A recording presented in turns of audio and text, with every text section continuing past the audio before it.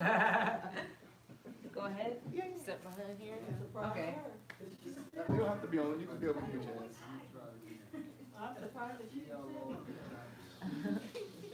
So this is a poem called "You Are Beautiful," and it's kind of about identity and as the Most High began to like show me who I am, not based on what the world says you are, but based on who He has called you to be. And to me, at first, I'm a daughter. Like He's my Abba. I'm a daughter. So everything that y'all created in me has been the perfect variety. The good, the bad, the indifferent is all a part of my life's mission. You can't take it apart. It's an inseparable parable about a young girl that got lost. Too consumed with her appearance, felt she was born to play a game that she had already lost. Heads and you win, tails and you lose. It seemed that everyone was already destined. Good or bad, it seemed you could not choose. She didn't understand the ways of this world. They said that her hair was too crazy and it had too many curls. They said sometimes she looked more like a boy than a girl. Her chest was too flat and everything else she seemed to lack. So in her seat she sits back and tries to think back to when these things didn't matter. When it was just her mommy and her daddy, her sister and her brother, and she didn't need love from another because with her father up above, she would receive all the love that she would ever need. She had a smile on her face when she would open her eyes and awake. It was as if the world was hers to take. She didn't realize that in this world there would be so much hate and so much greed, unaware of the pain that she would someday see. A child still innocent to the darkness that exists, but as she got older and older, the world got colder and colder, and her childhood innocence was ripped apart from her. She had moments where she just wanted someone to hold her, but she really desired the deliverance of the hands of her maker. She remembered with vividness the peace he once gave her. She thought about the bliss of her ignorance, but the world had changed her. She had to learn how to accept herself again.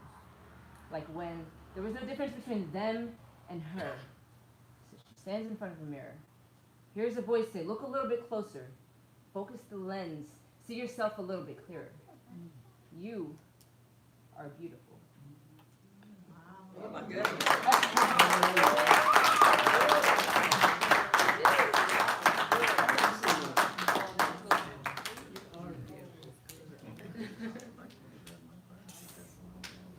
That was amazing. Woo, she cold with them words. Cutting. We waiting on Rabbi in the bed.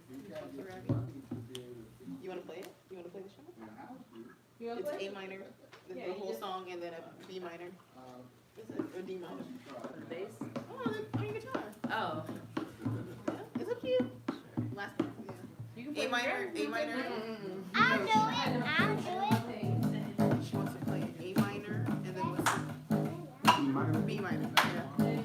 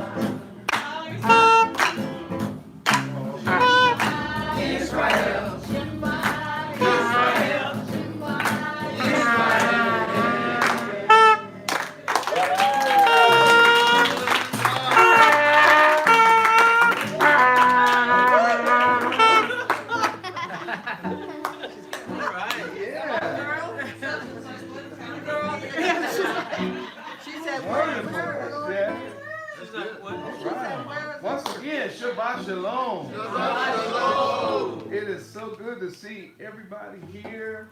I mean, back at the Ark after that huge week of Sukkot, where, as we mentioned earlier, there was way over 200 people plus who came in and out that whole week, and it was just fantastic. To recap the week would take our whole time, but some highlights of our Sukkot, no doubt, probably the one of the biggest highlights was, of course, Hula did her teaching in Hebrew and was actually giving fundamental instructions and fundamental information concerning the Hebrew language.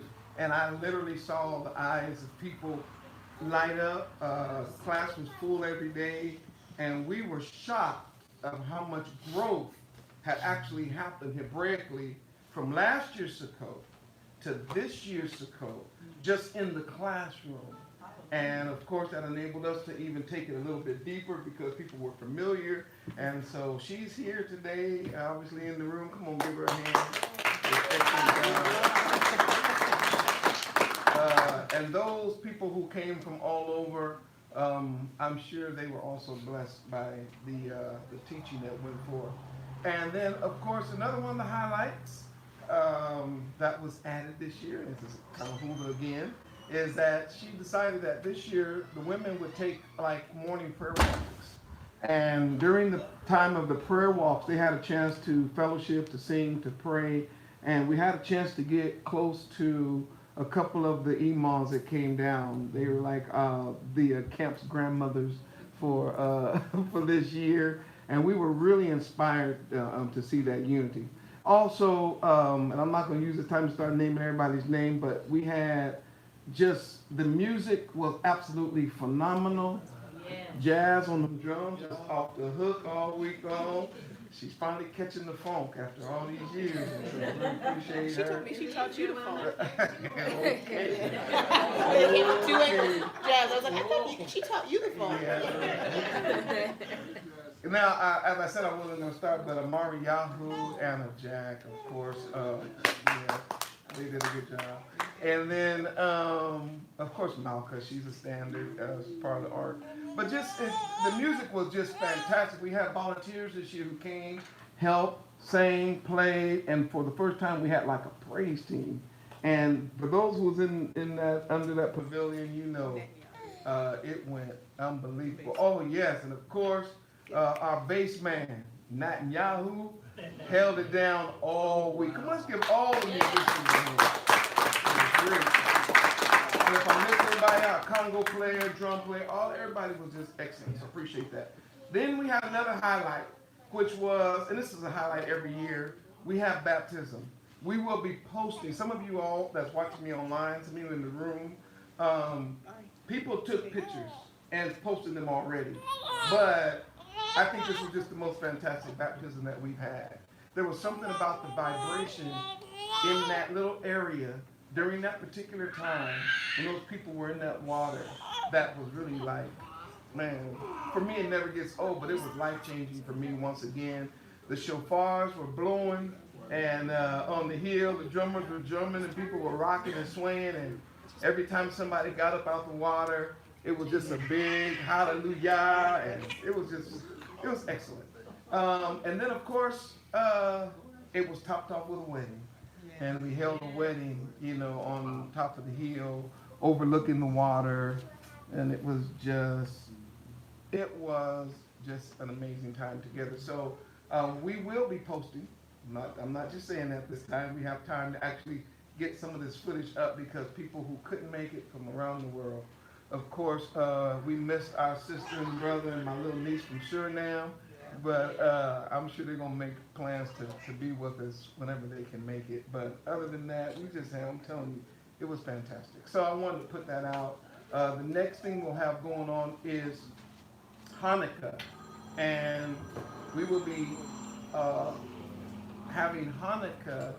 Those who want to, we're going to be on the island of Trinidad and Tobago. So we're trying to put the plans together now. If you're interested in celebrating Hanukkah, which is the Feast of Dedication, if you're interested, please email me, let me know, or go to the website and email Yoel. And email Yoel, and he will help us get that together. All right, that's enough preliminary. Also, believe it or not, I taught while during Sukkot. I was every day, every night. I was either teaching directly to the masses of people, or we were teaching in small groups and sometimes just one-on-one with people. And it was fantastic. We just learned so much. We had a chance to look at, for a theme, we were looking at Noah, and had a chance to answer some questions in Genesis concerning the flood and the signs of the times today, and how the giants are still around affecting us. It was really a good study. So all praise to the Most High. I'm still recuperating. Those of you who showed up today, you saw there's still stuff stacked on trailers and trucks and stuff. It was a lot. It was a lot. But I want to say Toda Rabah to everybody who participated in, of course, I almost forgot. Nia, once again, was the supervisor over the food and provided food for us every morning and every evening. Come on, let's give her a hand. And then, like I said, I don't want to start calling names. I'm going to forget somebody, but it's just way too many people. And it was just wonderful. All right. Let me share, first of all, to the Worldwide Assembly, how important it is for us to continue to support the work of the Ark. We are really just beginning to do what the Most High has called us to do worldwide. And every one of these events, to me, it just is another like step in the right direction, as Yah himself is waking up Jacob and his companions worldwide. And when we assemble together like this, or we have these great meetings where the people from all over the nation come, these are like glimpses, if you please, of what Yah is doing all around the world. And to be a part of it means something. To just, it's sometimes for me it's overwhelming to know that I have a chance to play a little part in the waking up of Jacob in these last days. But it cannot be done without your support, or to the level it's being done, can't be done without your support. And so we really appreciate it. If you all have to give and to share with us, share with the ministry, please do that. Those of you in the room, will give you an opportunity to give after the message today. And those that are watching live, you can go anytime to awakeningremnant.com and hit the donate button. I also have updated some stuff on the website. We're going to be doing that even more in the future. Okay. Hallelujah. Hallelujah. Let's pray. Abba Yah, we really don't have words. It's like sometimes thank you just doesn't seem enough. Toda Rabah. But that's what we have to work with, is Toda Rabah for everything that you've done for us, and what happened on that hill, and how powerful it was, and how the entire nation was affected by what happened during Sukkot this year. And I just want to say thank you for that, and thank you for those who have assembled on this holy Shabbat, and those that are watching worldwide. I pray that our time together is profitable, and I pray that the blessings that you have for us, the Shabbat blessing that you have for us, will be received, and that all praise, honor, and glory will be unto our King, Yahushua, your only begotten Son. Hallelujah. Hallelujah. Amen. All right, we're back into our study in going through the book of Matthew, and we have a theme for this portion called, What Did the King Say? And when it's all said and done, the only thing that really matters is, what did he say? We live in a time where, in reality, everybody is hearing all kind of different voices. And so you have people that are making life choices based on a voice that they're listening to other than the voice of our King.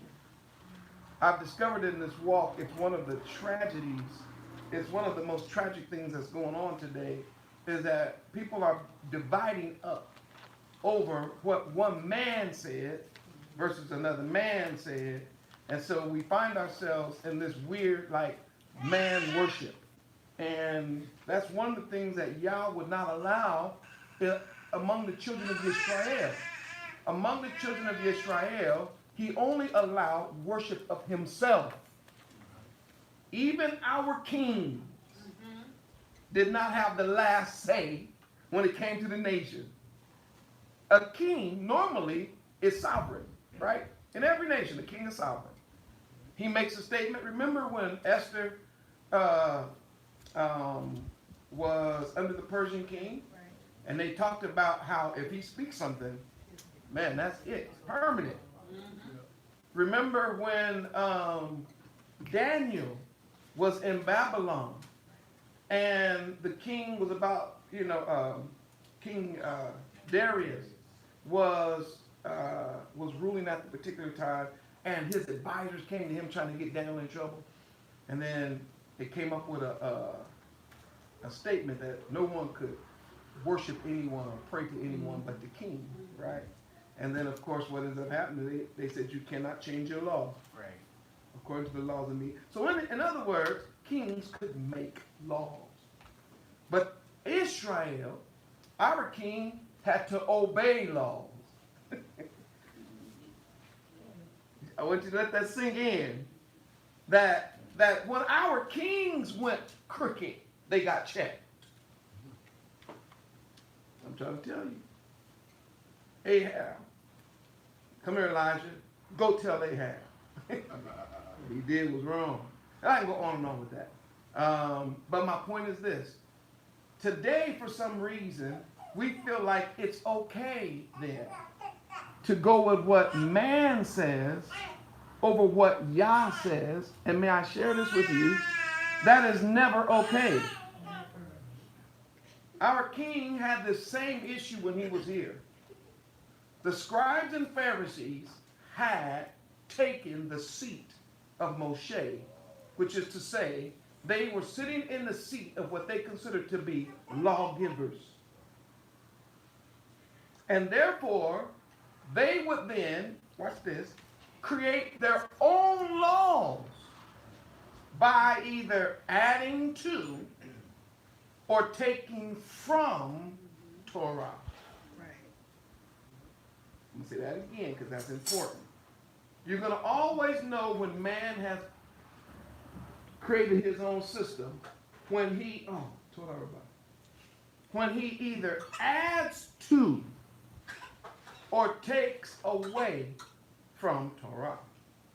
And in the case of the Pharisees and scribes, that is what they were doing. They were replacing Torah with tradition. So you always ended up in this, matter of fact, when I was a Christian, what they used to teach us was that the Pharisees were keeping Torah, and Yeshua was against Torah. So he was against the Pharisees because they were trying to keep the law, and he was trying to push grace. Have y'all heard that before? Yes. And so therefore there was a constant attack on the Pharisees because he was trying to get the Pharisees to stop keeping the laws of Moses and start keeping the laws of grace, which I guess is no laws at all.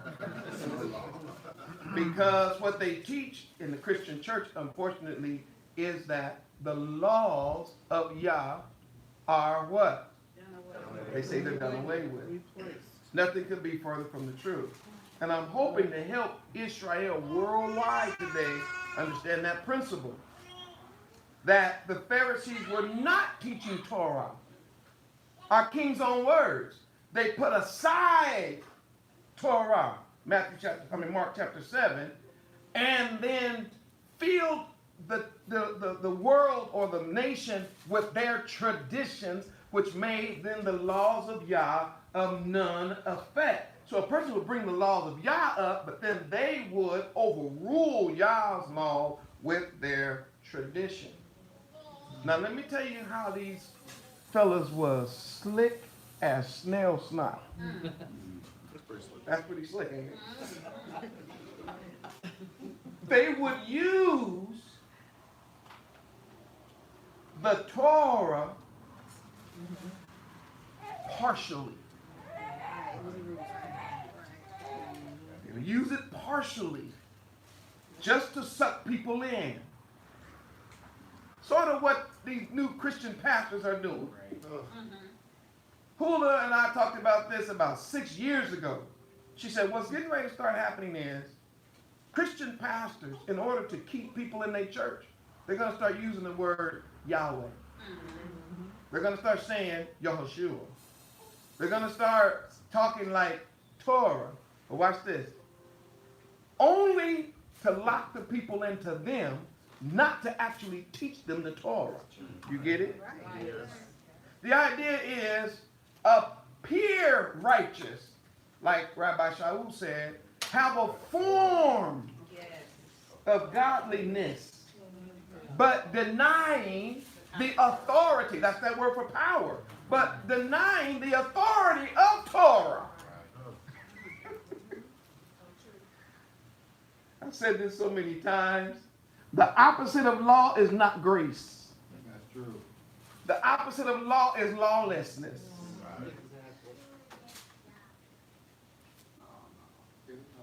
So, is our king teaching us to be lawless ever? No. Of course not. Of course not.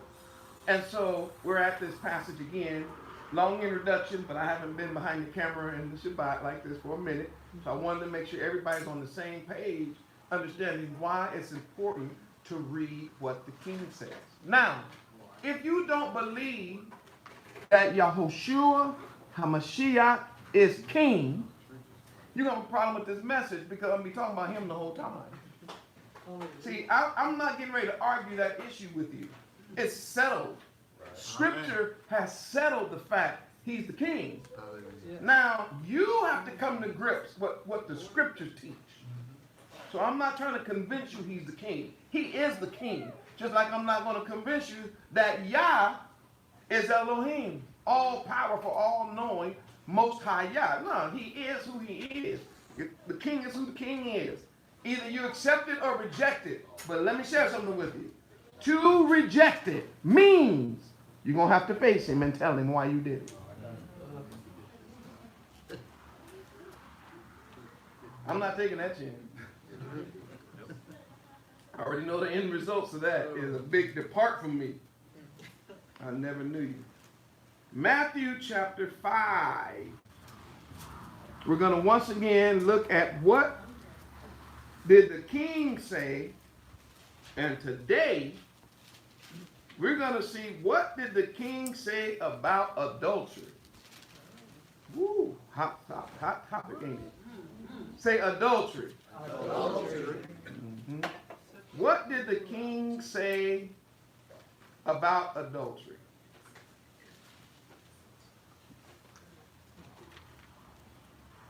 Turn to Matthew chapter 5.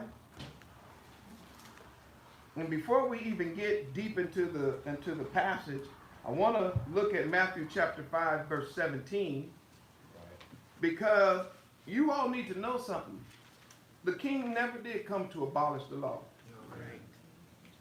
to get rid of it. He came to fulfill it.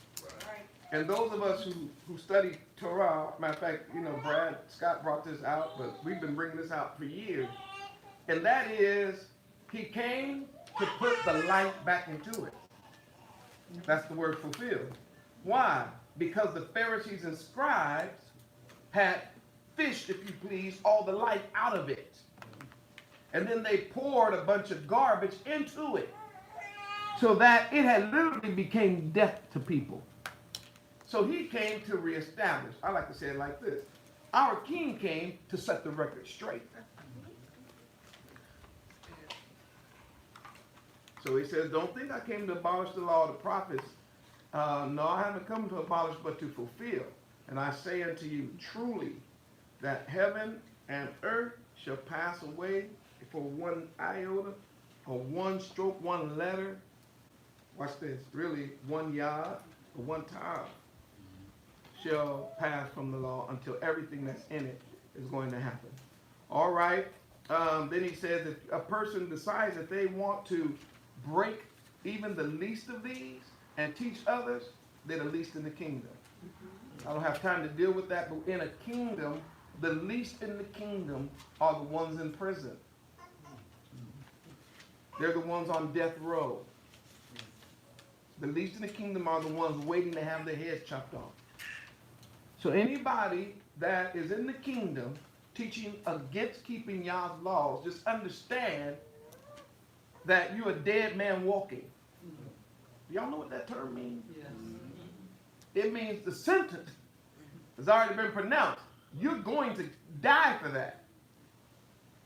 But he says, if anybody shall keep the commandments and teach them, then they'll be great in the kingdom of Yah. All right, let's get down, because we've already dealt with the issue of anger with your brother and all that. But now let's look at this word here, adultery. Let me move over from the camera a little.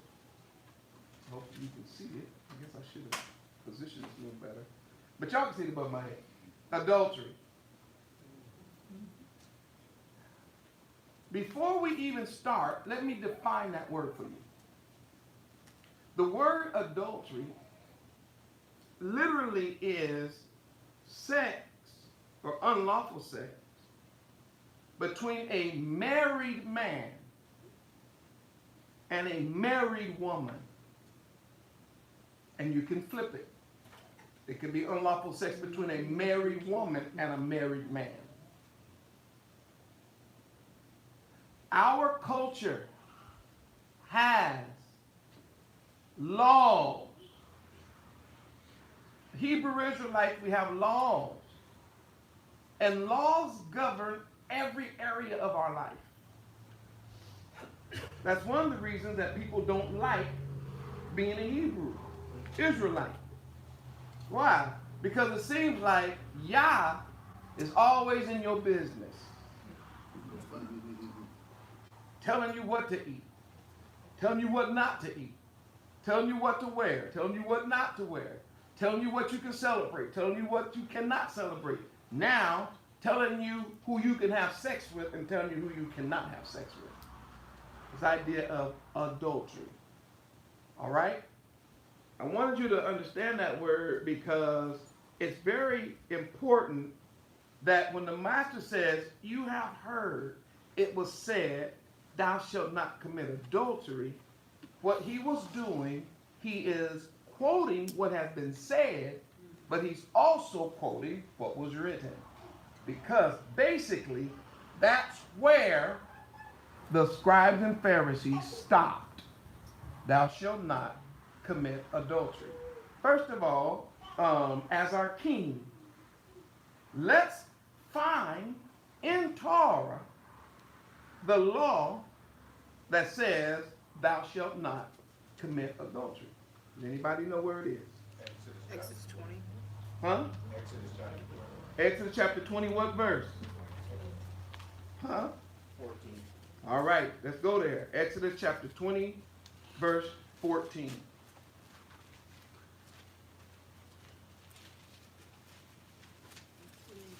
While you're looking at it here, I'm going to pull it up on the board.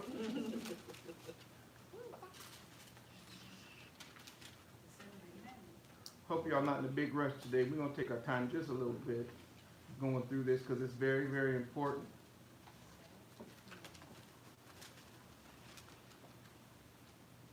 So Exodus chapter 20, I'm looking at what's called the interlinear scriptures, and that is giving you the English, the Hebrew on the same page. Y'all can follow along if you're at home or if you have your computer, and obviously go to Bible Hub.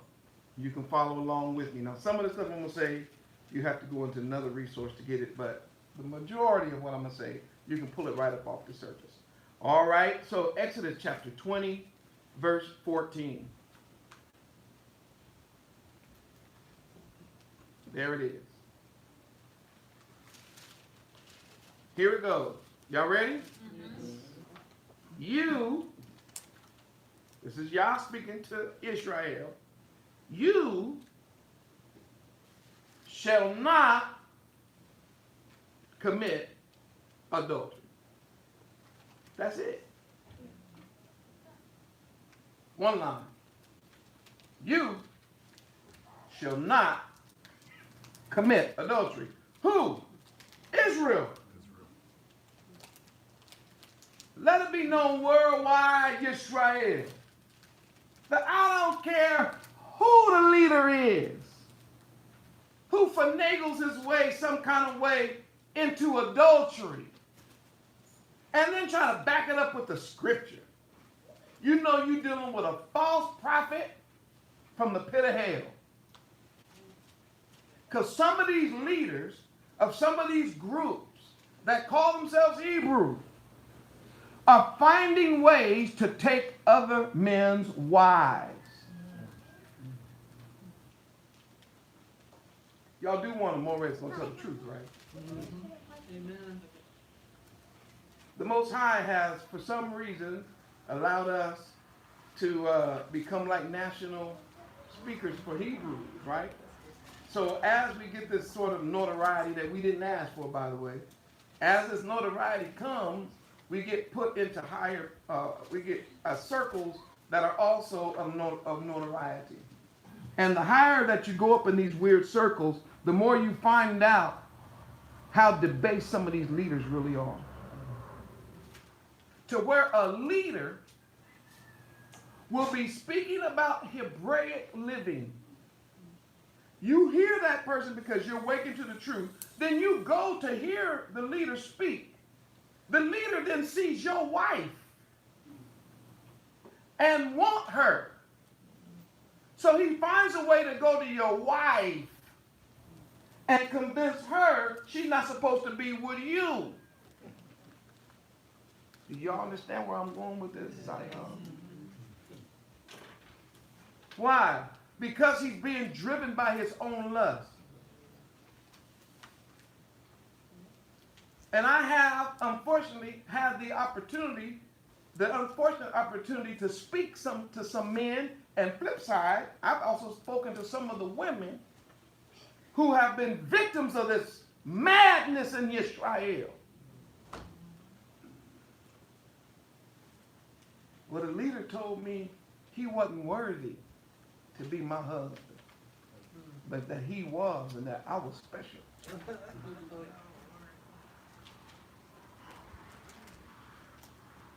I need to read this law again because I think it says you, that word not there, you see there?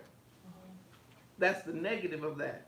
In the English it would read, you shall not commit adultery. Adultery is na'af. Nun, aleph, pei. And it always deals with a man being with another man's wife, or a wife being with another woman's husband. So as we dig into this, let me share some stuff with you. First, we have in our culture words to describe certain unlawful sexual behavior.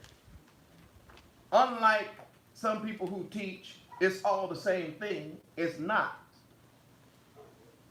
Okay, I gotta say it again because not one person agreed with me. Some people think that all of it is the same thing. It's not. No.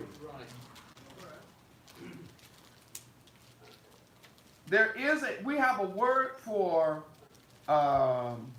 adultery, which is the one I just gave you, na'af, and that's when a man, and this is really the one used the most, that's when a man lies with another man's wife. It was a no-no. It was absolutely against the law. And watch this. It wasn't played with. That particular law is punishable by death. You got the death penalty. Not death sentence. Death penalty. Which means you getting this. So guess what? You ain't going to have no rampant adulterers. Because when you got caught committing adultery, you die. But don't believe me. Let us go to Leviticus chapter 20, verse 10.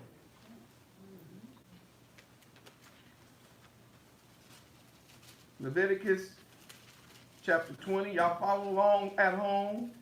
We're going to do some biblical calisthenics so we can get some understanding of really what Yah is trying to teach us on this Holy Shabbat.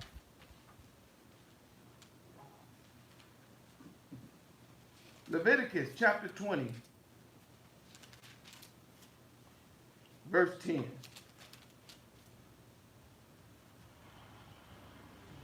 There it is. Somebody have it? Why don't you read it out loud? And the man that committed adultery with another man's wife, even he that committed adultery with his neighbor's wife, the adulterer, and the adulteress, shall surely be put to death. Can it be any more clearer, Zion? No. That's about clear as you can get it. Remember, it's with a wife. Man commit adultery with another man's wife. He and her surely put to death. Now, here's the point. Then how is adultery then running rampant among Hebrews on today? Knowing that it required or it called for the death penalty. Ain't no getting around it.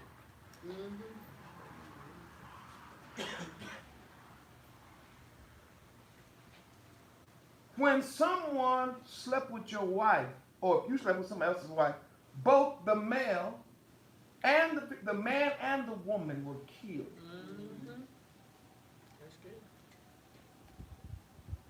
That's why I was telling people about this whole idea with Joseph and Miriam in the Testament. The reason that he sought to put her away privately was because according to the law, she would have been killed. Because they were espoused. They hadn't even slept together yet. But they were espoused, which made her his wife. The only difference is they just had not consummated the relationship. That's real talk. Adultery is punishable by death. All right? Now, the reason why I wanted to bring that out to you, Zion, is to understand something. We have names for different types of sexual immorality. I don't have time to deal with them all today, but I will name them in English, and I might have mentioned a couple of them in Hebrew. But I want to definitely name some in English. All right? The first one obviously we dealt with is adultery. We have another name. We have another name for sexual deviance or sexual immorality. In English, they call it fornication.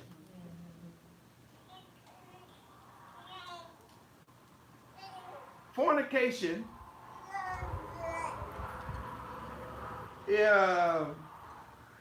in Hebrew definition, the word, I think it's zenah. It literally comes from a garden tool that is used to open the ground so that seed could be put in. Guess what that tool is called? A hoe. It's the truth. So our word for fornication is a hoe. It means to spread wide. So watch this. In Hebrew thought, I'm talking about our culture. Unlike what they're trying to portray us today, Zion, we were not a nation of hoes. It was against our law to be a hoe. Oh, I wasn't going to do this. Y'all making me. Somebody turn to Deuteronomy chapter 23. Come on, quickly. Y'all looking at me like, are you sure?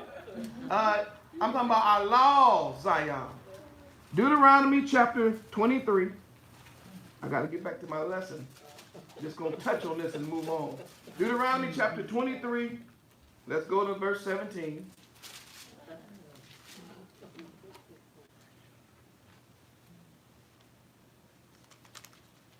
Y'all ready? What does it say? There shall be no whore of the daughters of Israel, nor a sodomite of the sons of Israel. Leviticus 19:29. That word right there is interesting, by the way. That particular word, I'll get that in a minute. Leviticus 19:29. Quickly. Do not prostitute thy daughter. There it is. To cause her to be a whore. There it is. Lest the land fall to whoredom and the land become full of wickedness. Okay, all right. So that word right there goes to the mothers and the fathers. When it says do not prostitute your daughters, let me tell you what that says. In Hebrew, I ain't got time to deal with that lesson. Just going to tell you what it says in Hebrew. Do not allow your children to have sex before marriage. Because one act of sex makes her or him a whore. It's whoredom. To our culture, we didn't play that. You go around having sex before you're a whore. Now today people get offended. Don't be calling me no hoe. Okay, whatever. Whether you like it or not is not the issue. Right. So parents, if you push your daughters to be whores, right? That's against Torah. Even if he got money. Even if he's on the football team. Even if he's playing for the NBA. Even if he's an actor. Whenever you suggest that she give up something to get him, that's whoredom. If you want to keep him, baby, you better use your money maker. You're going to hell for that. I'm trying to show y'all something. But lest you think Yah is one-sided, go back to that Deuteronomy, chapter 23, verse 17, and read what it says about your son. You got it, Hulu? With the 18 or Let's go 17? back to that Deuteronomy 17. Let's read the whole thing. There shall be no whore of the daughters of Israel, nor a sodomite of the sons of Israel. Oh! Or sodomites are the sons of Israel. We don't have no sodomites among us. What's wrong with y'all? That's not. We don't play that. That particular word there in Hebrew is prostitute. Male whores. And it's a male whore. That's all it is. But interesting about this word is it's a male whore connected to the temple. So a pastor. Because in every church assembly, everybody knows who the whores are, who the whores are. They know the female whores and they know the male whores. Ooh, yeah. So this was against the law. Y'all said, look, matter of fact, I better read this because I wasn't going to read this, but I better read this. Should I do it now? Yeah, we're going to do it anyway. Leviticus 18. I knew it. Back up one. Leviticus 18. Let's just look at this real quick. Because I'm going to come back to this. I'm coming back to this. Leviticus 18. I just want to read the first couple of verses because we'll get back to this in a moment.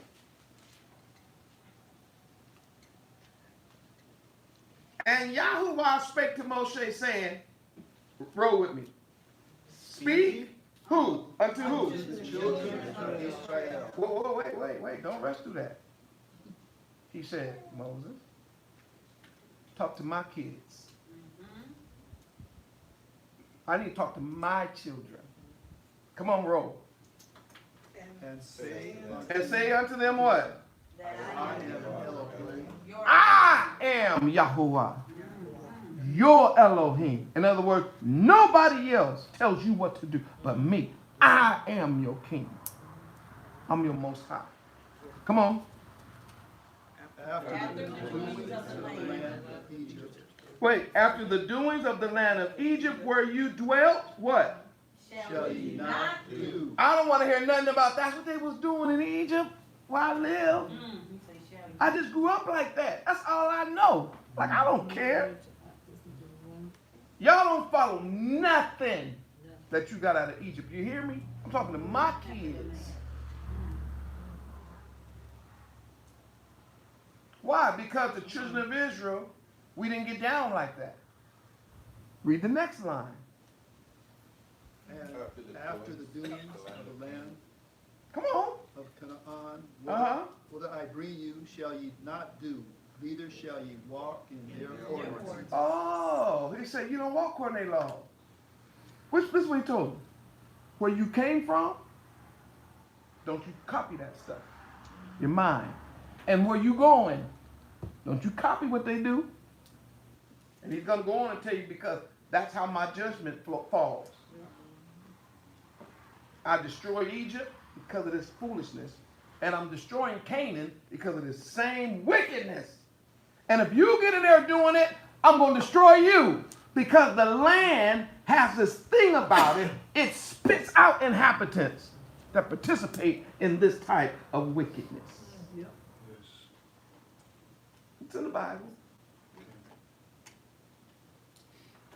Why am I saying that? It's because this idea of saying everybody else is doing it, it don't fly with y'all. And when our eyes came open to the fact that we was Hebrews, I don't know about you, but me, I was like, woo, I should have been dead. Wait a minute. Not in jail. Not a death sentence, a death penalty. Oftentimes, she's wondering, why are you happy every day? I'm still alive. Let's start there. I'm still breathing. Let's start there. How about y'all waited on us? Knew we was going to be messed up. But gave us a chance to get it right before we took that dirt nap. Ezekiel said if a man do wrong his whole life and turn at the end and become righteous, he'll be saved. I said, hallelujah. Now, if you live your whole life righteous and turn evil at the end, you'll be damned. Whew, I lost my spot. Oh. Read verse 18 of that. Go back to that Leviticus. Go back to that Deuteronomy 23. I just want to put this in for good measure. Go to Deuteronomy chapter 23, verse 18. Let's read it. You want to read? You got it already? Yeah, read it loud. Thou shalt not bring the hire of a whore or the price of a dog into the house of Yahuwah. Stop right there. You know how Hebrews are, right? He said, don't prostitute your son or your daughter or your son, right? But you know, Hebrew Israelites, they always going to try to come up with an excuse. Yeah, but the money I'm making, I'm going to bless the temple. So you got pimps trying to donate their proceeds from pimping to help the church. And let me share y'all something. Unfortunately, listen to me, it's the truth. It goes on all over the world, all over the nation.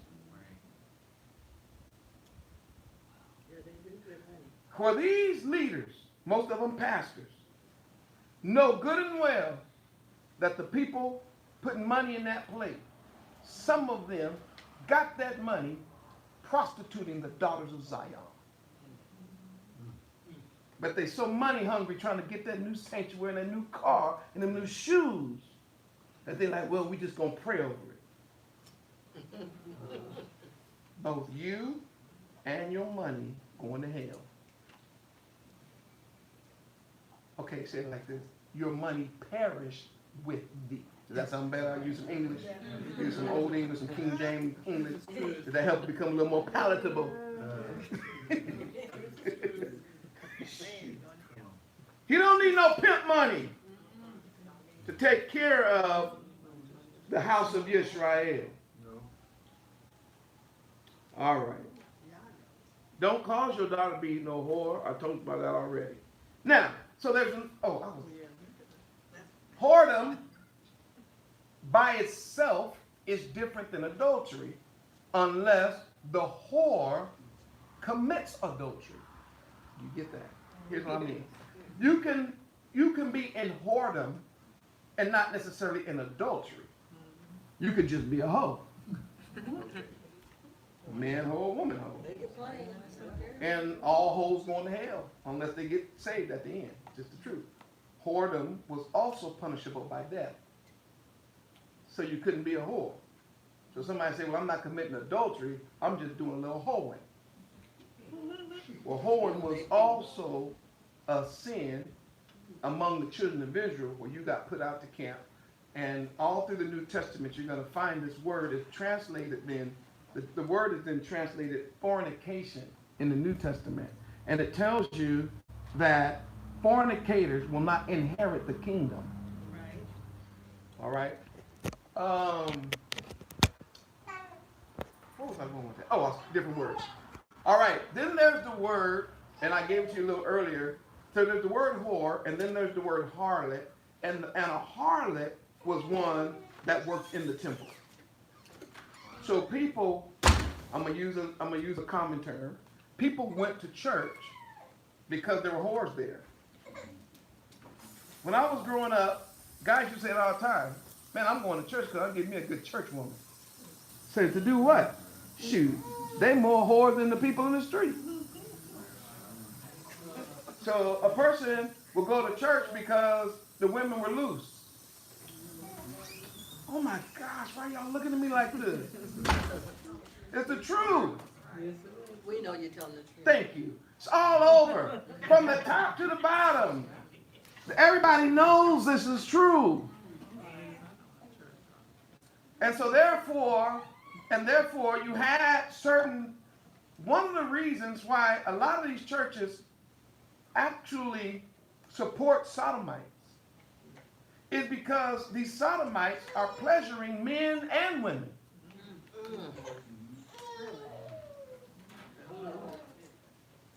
Wow.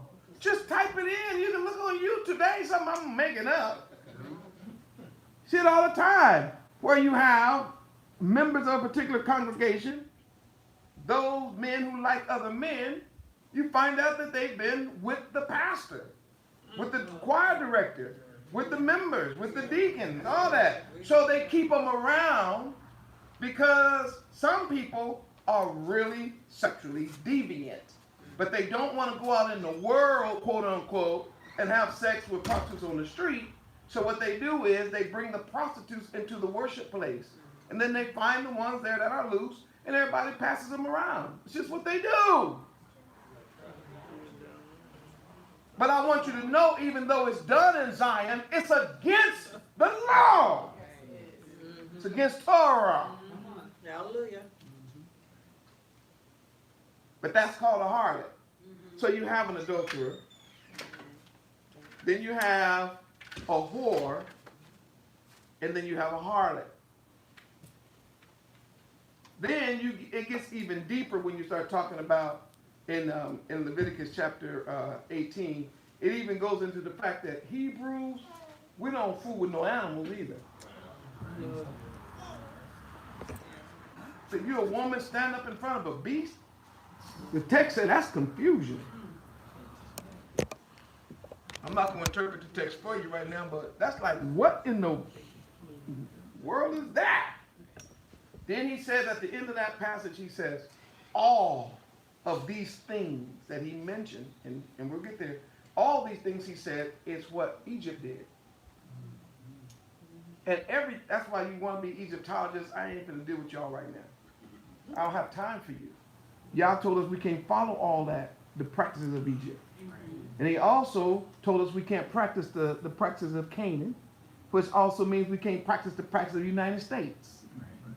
We can't follow the practices of Great Britain, because it was not unusual for the leadership and the powers that be in Britain under the banner of Christianity to have a wife and a boyfriend.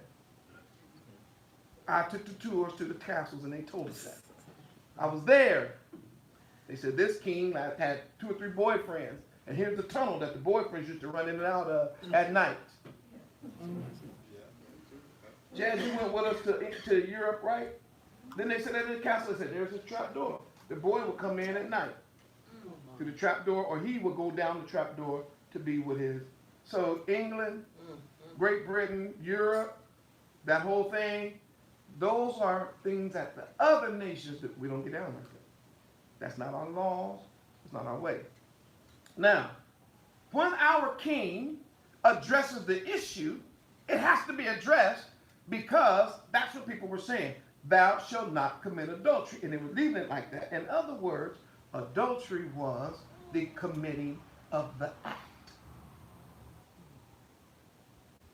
So therefore, Pharisees and scribes could be freaky deaky. I don't know how, I'm trying to come up with a more Hebraic term, but they could be perverted. They could be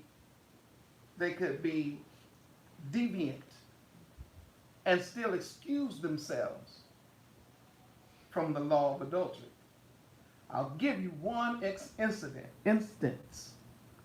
In John, I think around chapter 8, it says that they brought unto the king, our king Yahushua, a woman who was taken in adultery, right? Then they said the very act. How were you there during the very act? I want y'all to think about that now. Let that sink in, Zion. How were you there during? I mean, even married couples don't know exactly when they're going to have relations. It'll be sometime tonight, depending on how much red wine I have. You may have to wait till the morning. All right now. How did these scribes and Pharisees know the exact time? They was there. Unless they were there. Unless it was a setup. Unless they were watching. That's good. And yet they were watching and holding themselves not guilty. And when the act was over, they had both of them, right? They saw her in the very act. Both were there. Where did he go? Or maybe was he one of them?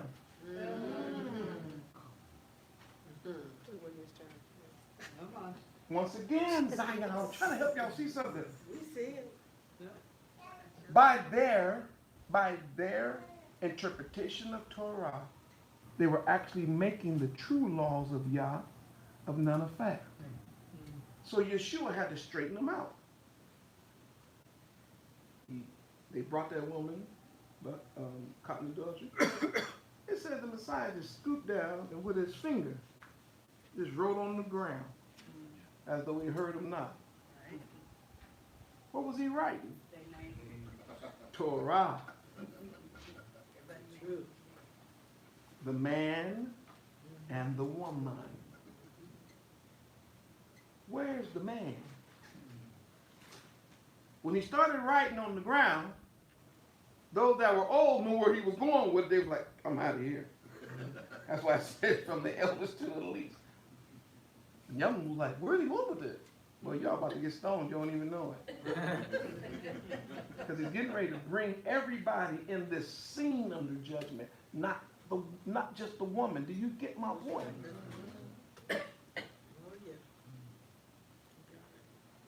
So, what does the king do in Matthew chapter 5? Let's get back in chapter 5. Matthew chapter 5. Y'all give me a chance to get there. We're going to work this out. I asked you earlier to give me a little time on this one because it's against our laws to commit adultery. But I want you to see that it goes deeper than what the Pharisees taught.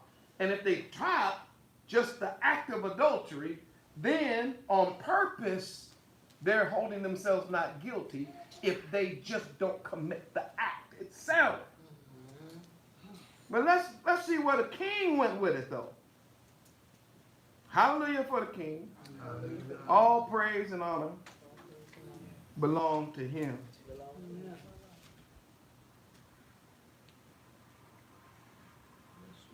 On this Shabbat.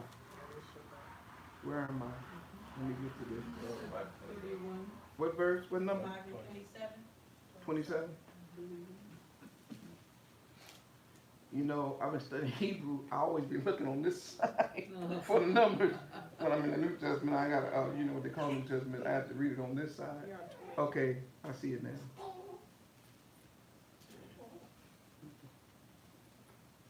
All right, here we go. Dealing with adultery. He says, you shall not commit adultery. Y'all heard that. But the problem is, that's all you heard. Because that's all they're teaching. In other words, they're not giving you the full interpretation of Torah. Once again, the Torah does not start in Exodus chapter 20. Torah starts Genesis chapter 1, verse 1. As soon as y'all start speaking, that's Torah. He said, however, I say, and that word, I already gave you that last week, it's moreover. This is not a conjunction of pure contrast. In other words, he's not saying that I'm against that law. No, that's not what he's saying. He's like, you all haven't heard it all. They're only teaching part of the law. He said, but I'm here to do what? Fulfill. I'm here to set the record what? Straight. I'm here to put back in what they've taken out and to take out what they put in. All right, let's see. Because some people have nerve to say, the Messiah don't have the right to add to the law. But they don't know he's not adding to the law. He's interpreting the law. And the prophets. And the writings. He said, I say unto you that everyone looking upon a woman in order to lust after her. Pause. Let's take our time through this. First of all, that word woman in English is not woman, it's wife. Write it down. Wife. I can show you, watch this. Watch this. Do you see the Hebrew word, the Greek word right there? How they pronounce, this is where I'll click it. The word for wife here.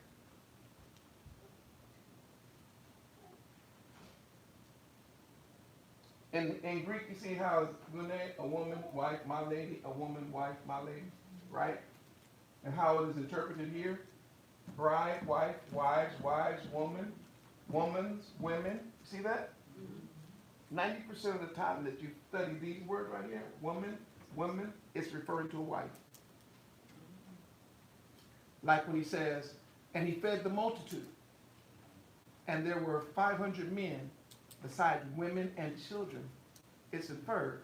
It's the men, their wives and kids. but the word is woman there, but it would be wives. That word is wife. How do I know? Because it's about adultery. Here's a man that's committing adultery with another man's wife. The emphasis is not just a single person, because that's whoredom. That's fornication. But you're dealing with a man's wife, and that's why he's addressing this issue. He's addressing the issue because it's a serious issue when a man is looking upon another wife, another man's wife. And you can flip it. Or a wife is looking at another woman's husband. Or a wife who's married, which is kind of interesting, that a married woman who sleeps with another man, even if he's not married, that's considered adultery. Because she is the possession of the man. The word adultery has in it the word to own or to possess. It has that yod. And therefore, because of the, it has a vowel. And because the word has a vowel, it has something to do, because the idea, it has something to do with holding on to something or taking something. And you have to find that when you get to Leviticus chapter 8, when you start talking about the word to uncover their nakedness. Who can do that? Who has a right to uncover the nakedness? It has to be the person who's the owner. So therefore, a husband who has a wife has the right to uncover nakedness. Why? Because it's his. It's his nakedness. It's her body. You get it? But another man has no right to uncover the nakedness of another woman. I'm going to get to that right now, but I got to show you where the king is going with this. He says, everyone looking. He did not say everyone lying with. He says looking upon. I thought that was really strange. He said, everybody who's looking at another man's wife, and on the other side, same thing. He says, with lust, or to lust, has already committed adultery. So I'm like, wait. He cannot be saying that if you just look at a woman and she's fine, you're committing adultery. No, that's not what he's saying. That's not what he's saying. He's saying, when you look with desire to have, that is something the whole world should have just wrote down. The idea is with desire to have. So therefore, adultery does not start with the act. Adultery starts with desire. It starts with the eye. The Pharisees made it the act. But our king said, it's the eye. So I kept trying to figure out, okay. If it's the eye, then we really need to watch what we see. Or be careful of what we see. If y'all knows that adultery starts with the eye, don't you think the devil know that adultery starts with the eye? So now can you understand why so much of what you see in media and everything else is to entice you optically first? It starts with a look.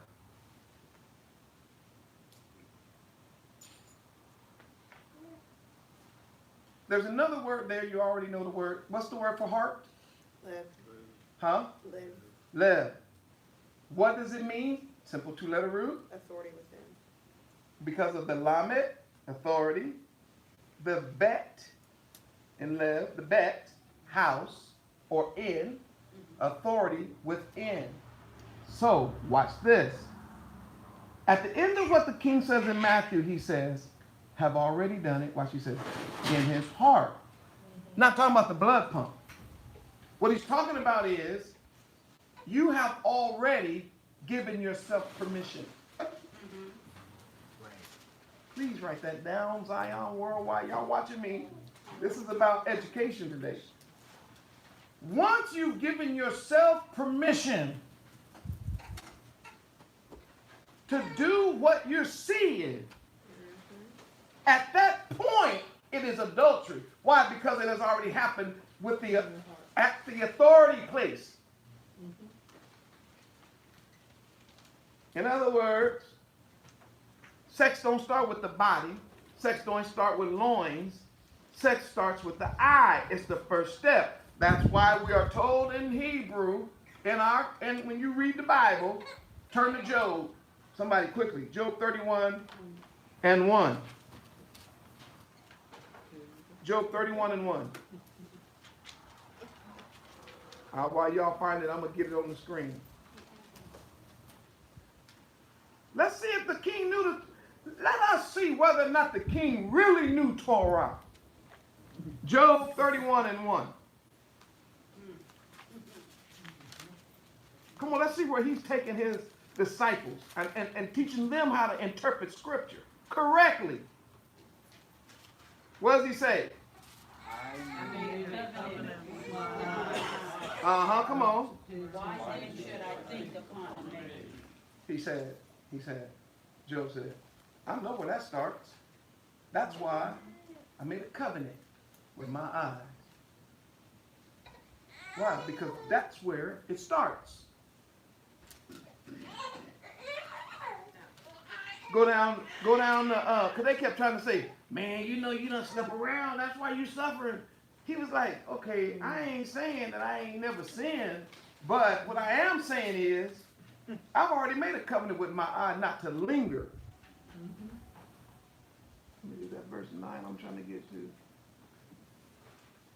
Yep, there it is. Just same chapter, go to verse 9.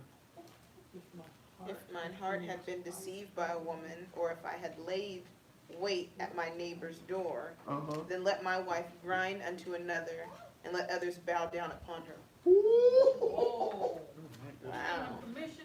He said, hey, if y'all think that that's the reason why I'm suffering, if I gazed at a woman, lurked around her door, then let my wife grind with another Negro, with another Hebrew. Come on, let her make bread. Let him mount her. In other words, man, y'all going with that. I've already made a promise. And in other words, that would be, right? That'd be like payback, right?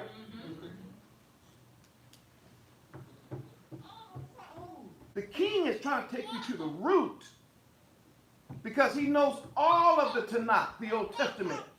He's like, it ain't the act. It's the steps. I'll never forget this when Elboys was talking to me about interpretation of the law and the idea of intent of the law.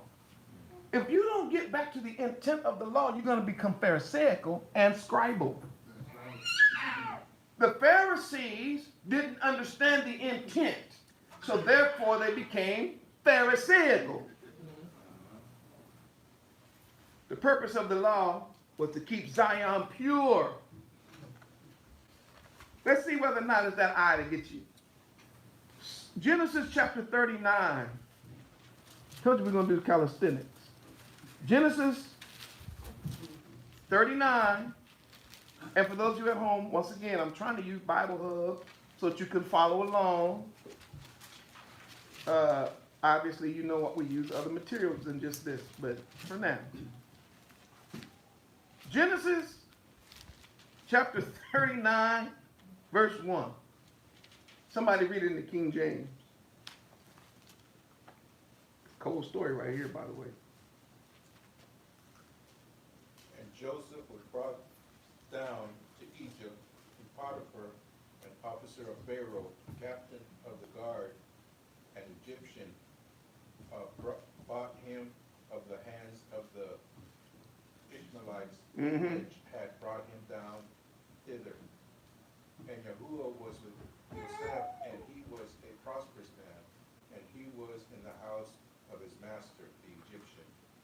And his master saw that Yahuwah was with this man, and that Yahuwah made all that he did to prosper in his hand. Mm-hmm. And Joseph found grace in his sight, and he served him. And he made him overseer over his house. Uh-huh. All that he had, he put into his hand. Mm-hmm. And it came to pass from the time that he had made him overseer in his house and over all that he had, that Yahuwah blessed the Egyptian's house for Joseph's sake. For Joseph's sake. Joseph's sake. The blessing of Yahuwah was upon all that he had in the house and in the field. Come on. And he left all that he had in Joseph's hand, and he knew not aught he had, save the bread that he did eat. And Joseph was a goodly man, Mm-hmm. and well favored. Mm-hmm. So you see the scene? Here come this Hebrew into Egypt, sold into slavery by Ishmaelites, his cousins, going to work for Potiphar. House starts prospering. The more he worked, the more prosperous. Potiphar was so comfortable with Joseph in the house that literally he turned the whole house over to him. He didn't even know what he had except the bread he ate every day. Now that's a good life, ain't it? Good life. When somebody is so trusted that all you got to do is come in home and eat, and he's steady making your house more and more wealthy. I mean, that's what Hebrews do, though. Not only in houses and nations, but that's a whole other story. Verse 7. And it came to pass after these things Now you got to read this with authority, because this is my point. Come on. that his master's wife cast her eyes upon Joseph. Stop. And it came to pass after these things that his master's wife, what? Cast her eyes upon She was settled. Ooh, did y'all see it? In the Bible. Where did it start? She was like, woo. He's prosperous, he's young, he's strong, and look at him. He's a Hebrew. You know he's good looking. Hebrews good looking people. All right. It says she cast her eyes upon him. She was watching every movie made. And she said, come on. She was like, boy, you know you want some of this. Come on, lie down. This Potiphar's wife, this is the master's wife. All right? Verse 8. But he what? He refused. But he did what? Refused. See, all Hebrews ain't hoes. You see how they try to paint our people on TV? You see how they try to paint us in magazines? How they try to paint us in music? Every time you see a black man, he a hoe. Always trying to get what he can get. That ain't our people. That's what they made us when we got here. That ain't who we are. You can see it in the text. He's like, I ain't doing that. What's wrong with you? Y'all do that stuff. We don't do that. He refused. He said no. Man, I hear people saying, you know, a man ain't gonna never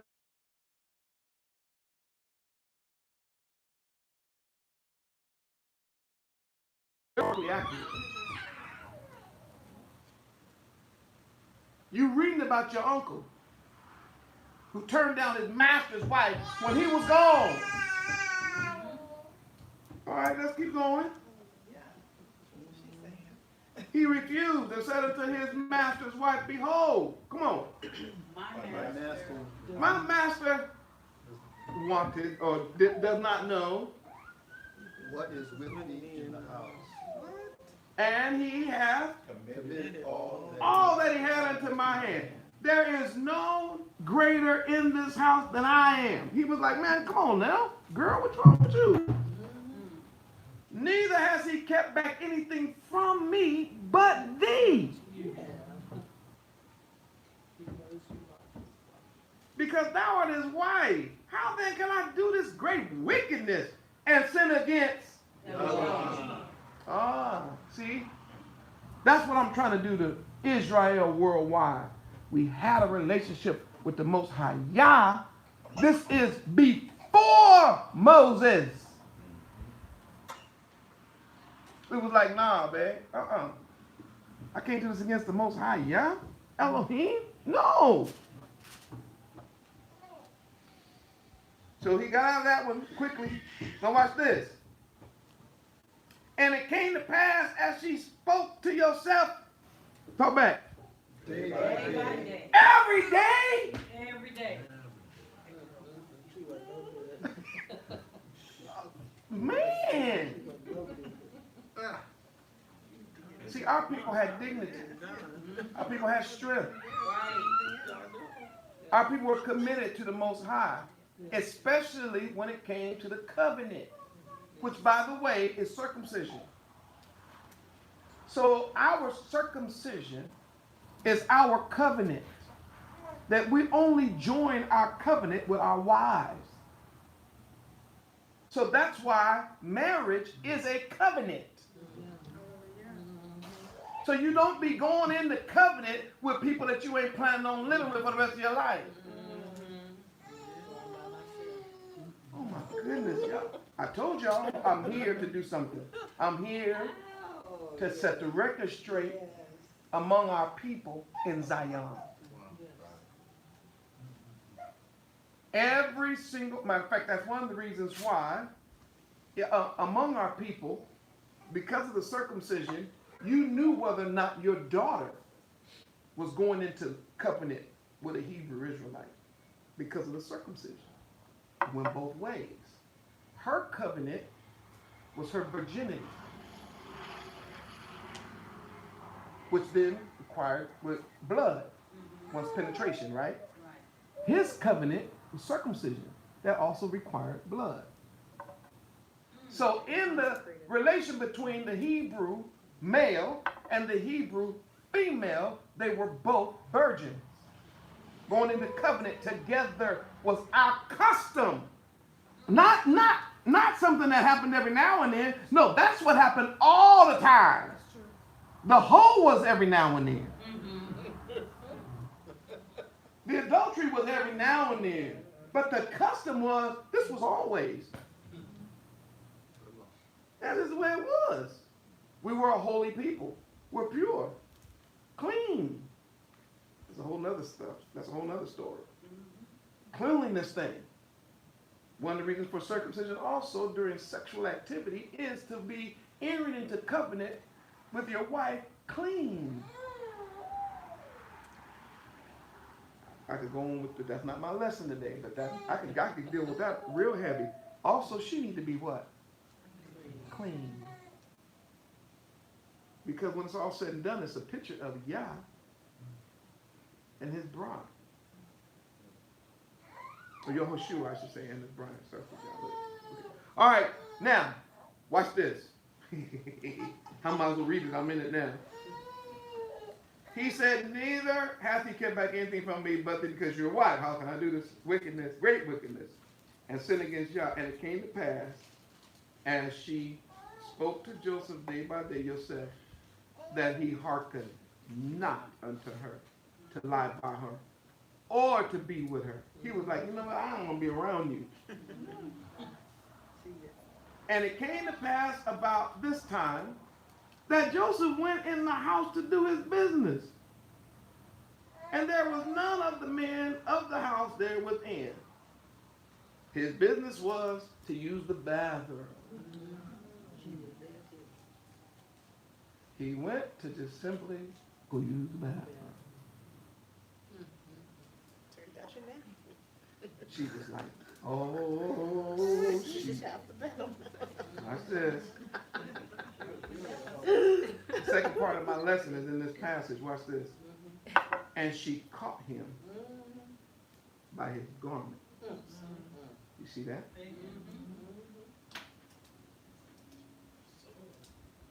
What verse? Because somebody don't believe me. What verse is that?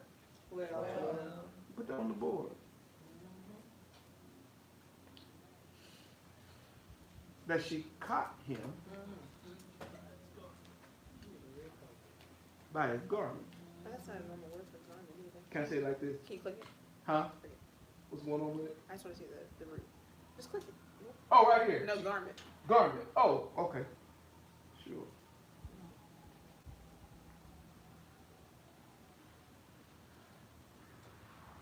Dead? The head, definition, treachery.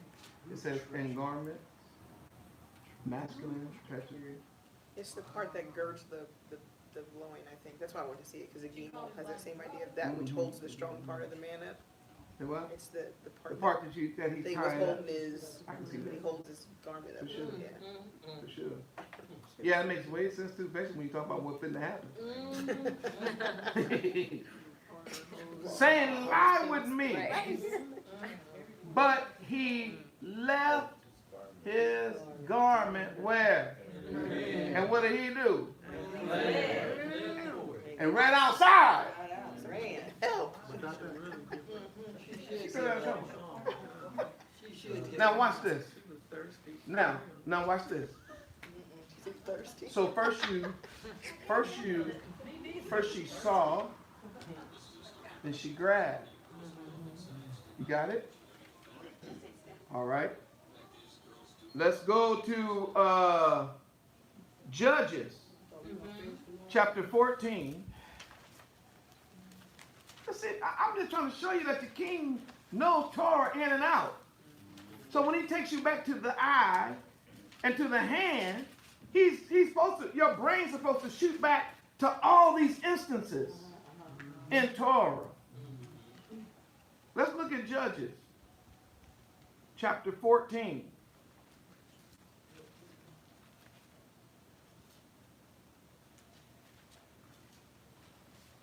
What does it say? In King James, what y'all got? 14:1. Yes, start at verse 1. And Samson went down to Timnath and saw a woman in Timnath of the daughters of the Philistines. He did what? He He saw. saw. He saw. Starts with sin. Now, what's wrong with this picture? Anybody who know the background? Samson ain't supposed to be marrying no Philistine. But he had to have that one. What's wrong with him? But the record is, so, and then he's gonna tell his parents. Somebody read that. Who said that? Huh? I have a question, because it says Isha up there, but isn't that somebody else's wife? In the context you used earlier. Isha. Right, that would have been somebody else's wife then, right? Yeah. It would have just been a woman. So Samson See, saw that's what I. somebody You know else's what? wife? Yep, it's Isha right there. Yep. He didn't say Betula, Of a young Philistine. woman. There it is. He went and saw Isha. somebody else's It's a wife. wife. Wife. So that woman should have been wife. That was somebody else's wife. So when his wife gets taken later, it's kind of like, Yeah, because she's no. or did that man come back and get his wife? What I'm trying to show you, y'all, what I'm trying to show you is adultery start with looking. And in the second case, in the first case, the woman used her own hand. She grabs him. But hallelujah, Yosef got up out of there, even though he had to leave naked. The second case we see another, because this is deeper with Samson. You see a case where he tells his parents to go get her. The last case, I'm gonna bring my king in, but I gotta bring my king in with great carefulness, because King Dawid, literally, the Bible says that Yehoshua came to sit on that throne. So we never want to hold our king in contempt, King David. But what's written about King David, according to 1 Timothy, is for our edification.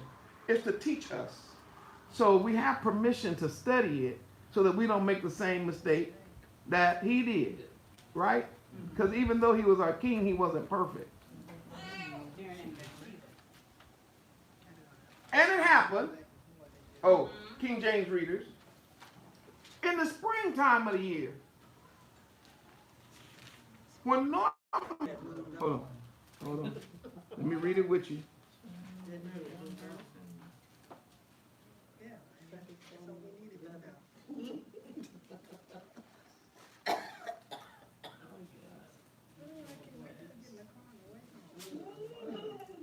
Oh, what am I doing? Yes, Samuel 11. Yeah, there it is. And it came to pass, after the year was expired, at the time when kings go forth to battle, that David sent Joab and his servants with him and all Israel, and they destroyed the children of Ammon and besieged Rabbah. But David did what? He stayed or remained at Jerusalem. Now, normally, he would have been out there fighting with them. And I got a backstory to this. David's wife, Michal, how you pronounce her name, a few chapters ago, really blasphemed the king when he brought home the Ark of the Covenant. And he was so happy because people had lost their lives trying to get this back to Jerusalem. And when you read the story, it's as plain as day. He is dancing with all his might, and he dances out his clothes, and this is Saul's daughter comes to him and be like, oh, look at the king. Look what he was doing. He just stripped down like a common man in front of these little, I guess you wanted to call them almost just little daughters of Zion. Almost just, fast girls, I guess that's what she wanted to say. And he was like, I know you're not trying to say that my dance to Yah was to impress some girls. And eventually what ended up happening is he was like, I'm never sleeping with you again. She missed that. But the crazy thing about that whole story is, let me tell you something. You know how people say a little bit of encouragement go a long way? A little bit of discouragement go longer. You can get 50 words of encouragement, one word of discouragement, and you'll think about that discouragement all day. And that is sad, but it's just the truth. I know we're running late, Zion, but I gotta roll this down. Y'all got to see this. Let us see it. The next time to go to battle, he's like, you know what? What's the point?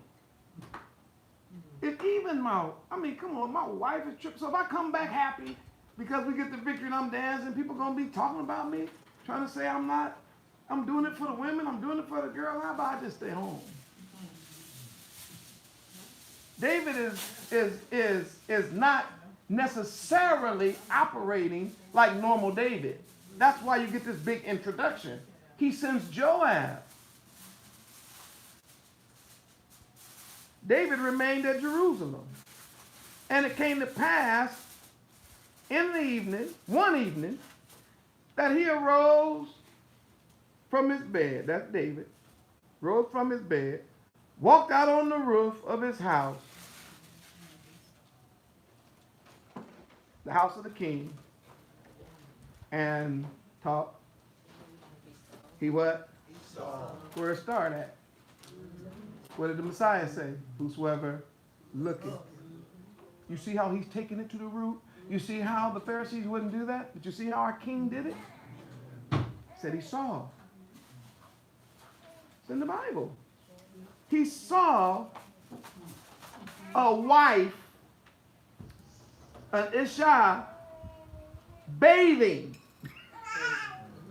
This woman was bathing, and this woman was beautiful, very beautiful to look upon. She's fine, gorgeous.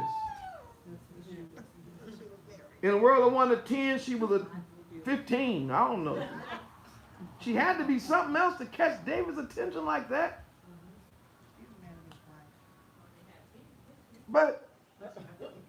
And watch this. He was on the roof. She was bathing. We found out later she was just going through her purification ritual. What women go through every month, they have to go through that. And there was a ritual of bathing. They had to do so much bathing and all that kind of stuff. She was just completing all of that so that she would be extra clean and extra fresh and everything. He's telling y'all the truth. And she's on this terrace, and it's in the Bible. So King David asked, who is she? Somebody told him, this is Uriah's wife, the Hittite. Did he know that was somebody else's wife? Was it an accident then? David had multiple wives. Why did he need Uriah's wife? And especially the fact that Uriah was one of his trusted men. In one passage, they say he was part of that valor group. Mighty men of valor. They had been on the battlefield together. Matter of fact, Uriah, being a Hittite, his people were not even natural Israelites. But the Hittite Empire at this particular time had been sacked by the Assyrian Empire and busted into a bunch of pieces. So some of the Hittites, they heard about Yah and Israel and how Yah would fight for Israel and all that kind of stuff. So his daddy joined Israel. Think about that. So his dad joins up with Israel. He brought up in Israel, but we know he's a Hittite, but nevertheless, he's fought on the battlefield side by side with David. In other words, I'm not just a Hittite here, just trying to take advantage of Israel. No, man, I'm in this like y'all. So what should have happened here? Who is that fine girl? Man, that's Uriah's wife. Oh, shoot. She married. Oh, well. Let me move on. Go back and get me some red wine and go on to sleep. No, but something happened once he saw. Then there was a lust that was created through the vision, because she was completely naked. Which I was going to do a whole thing to show you what that means in Hebraic thought. But this is daughter. This woman is Bathsheba, and by the way, Bathsheba grew up in Israel. She's an Israelite. Her grandfather was a friend of David's. So literally, he saw her when she was younger. When she got older, he probably hadn't seen her in like a long time. It was a kingdom. But because Uriah was a trusted friend of David, Uriah is invited to put his house right next to the palace.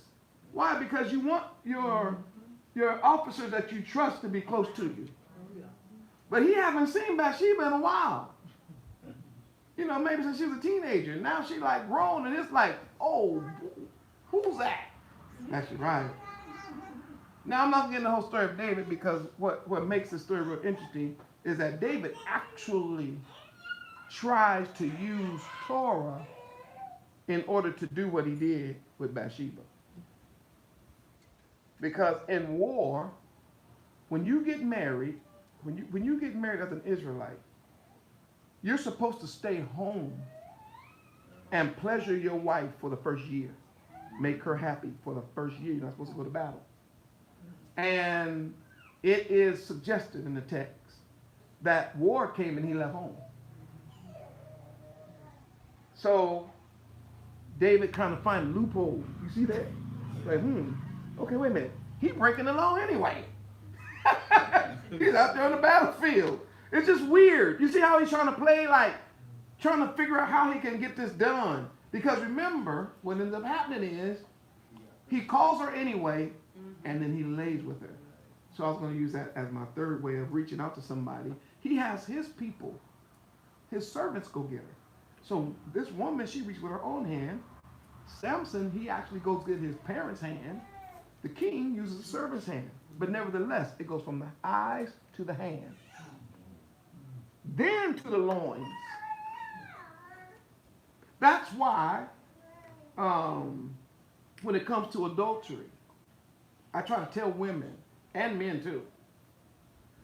Listen, when you see the person and they want to talk to you and you know you're married, that's when it should stop. You can't go out to eat with that Hebrew. What's wrong with you?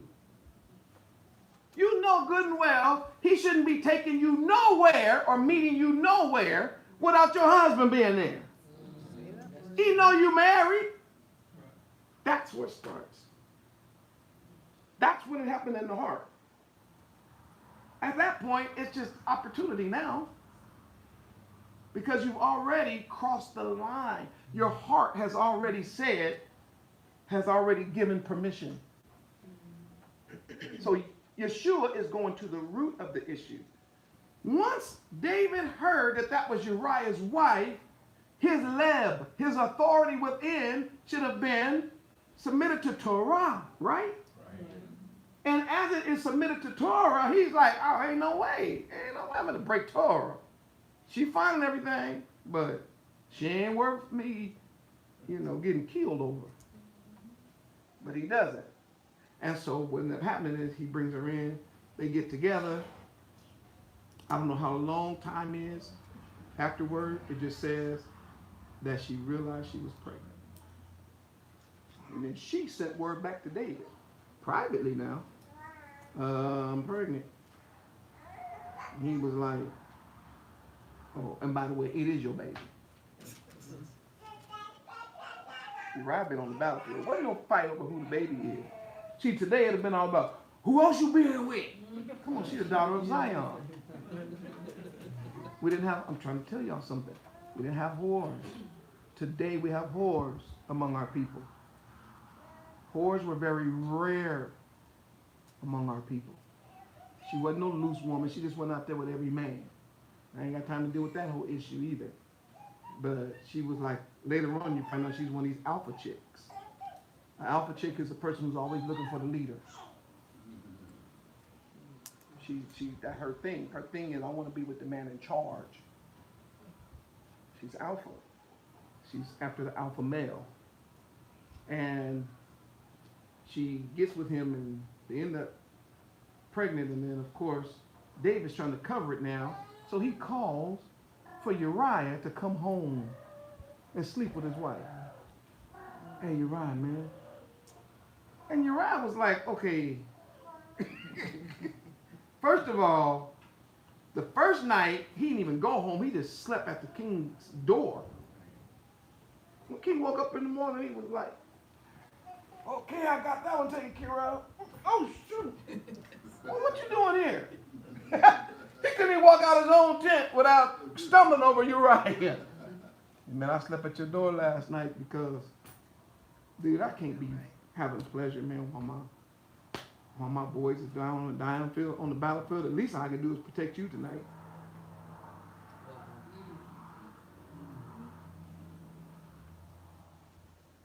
The story gets deeper. Eventually, David seeking to cover his sin. Now remember, David already had more than one wife. So it ain't just a matter of a woman. He's got concubines. So it's not a matter of girlfriends. He wanted her. He wanted her. I should say that like that. He saw it. He lusted. And that's what the king is talking about, Yehoshua. Eventually gives him a note in his hand to hand to Joab.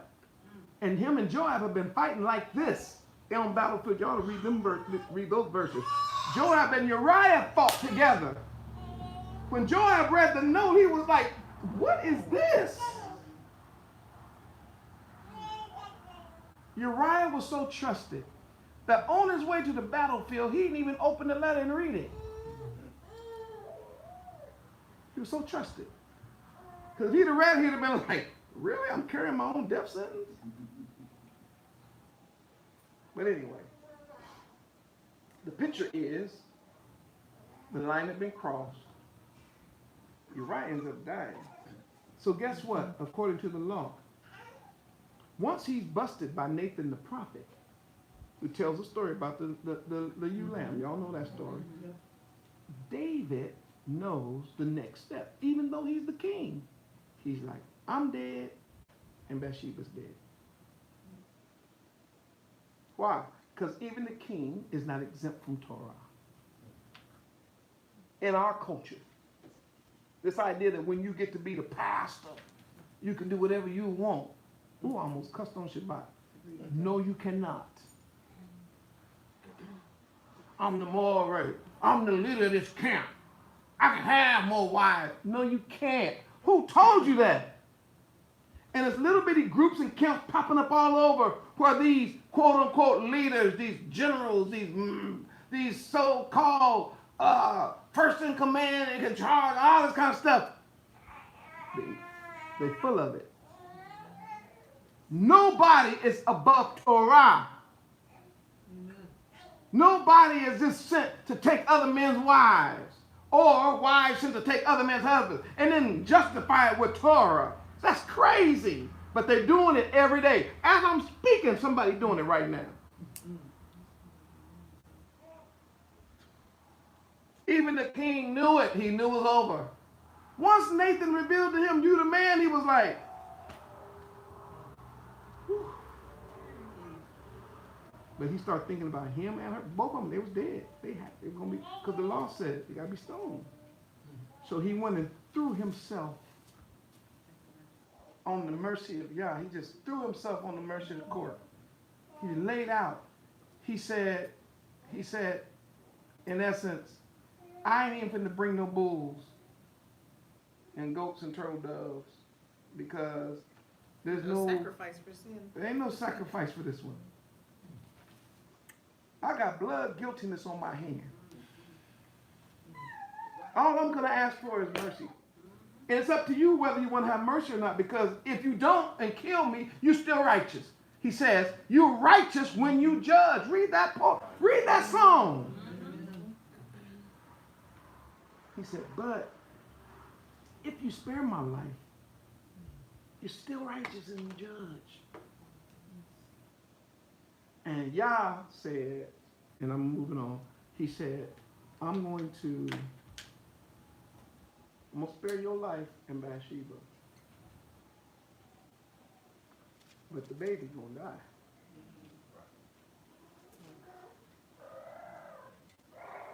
In other words, there's consequences to your action. Life for life. But that's not it. And the sword. Because Uriah died by the hand of the Amorites, you will never have the sword of battle departing from your own home. To the point where he literally brought the wars that were outside, inside.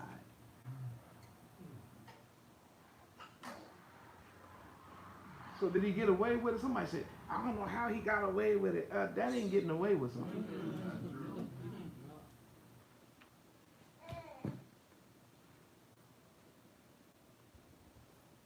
It's first step, the look. The second step, the touch. Third step, then the act, the adultery. It's a progression. That's why, as I said earlier, everything is visual today. Once they can get you to consent visually to it, they can then make you commit it. That's why everything is bigger than life now. So Yah said, so Yehoshua says in Matthew chapter 5, watch this.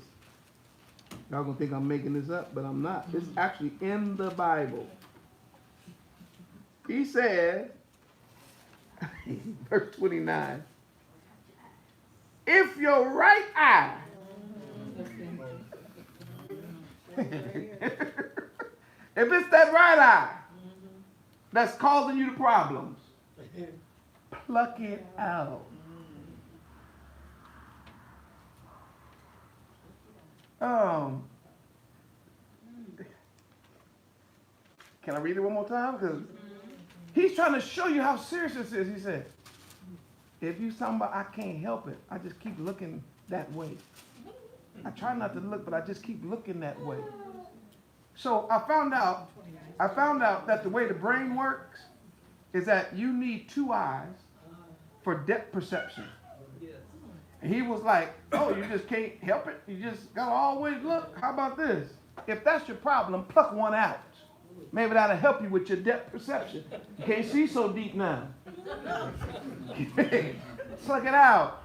That's painful, but he said it would be better for you to pluck your eye out and make it to the kingdom than to have both eyes and go to hell. Watch this. It's in the Bible. I'm not making it up. That's right there in the text. I'm reading. For it is profitable for thee that one of thy members should perish, and not the whole body should be cast into hell. Next one. If thy right hand offend thee, what? That's the touch. That's the touch. That's the idea of now going from visual to contact. Gotta touch it. I just gotta feel it. Really? You just got to? Yeah, because I've been thinking about it so long. Been watching it so long. I just want to see what it feels like.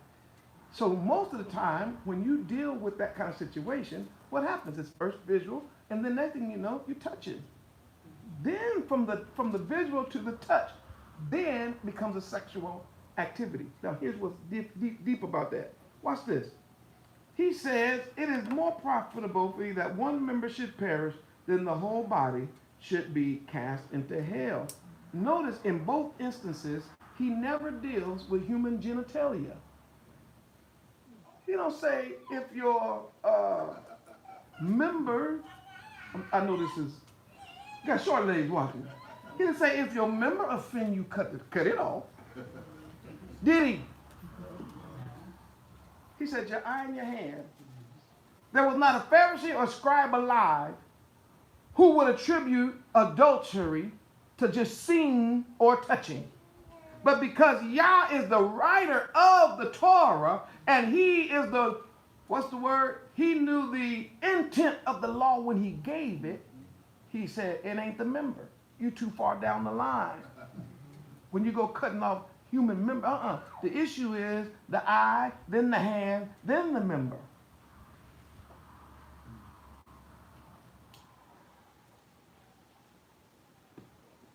Everybody wants to talk about Leviticus 18, so I'm going to end on that one just to give you some clarification.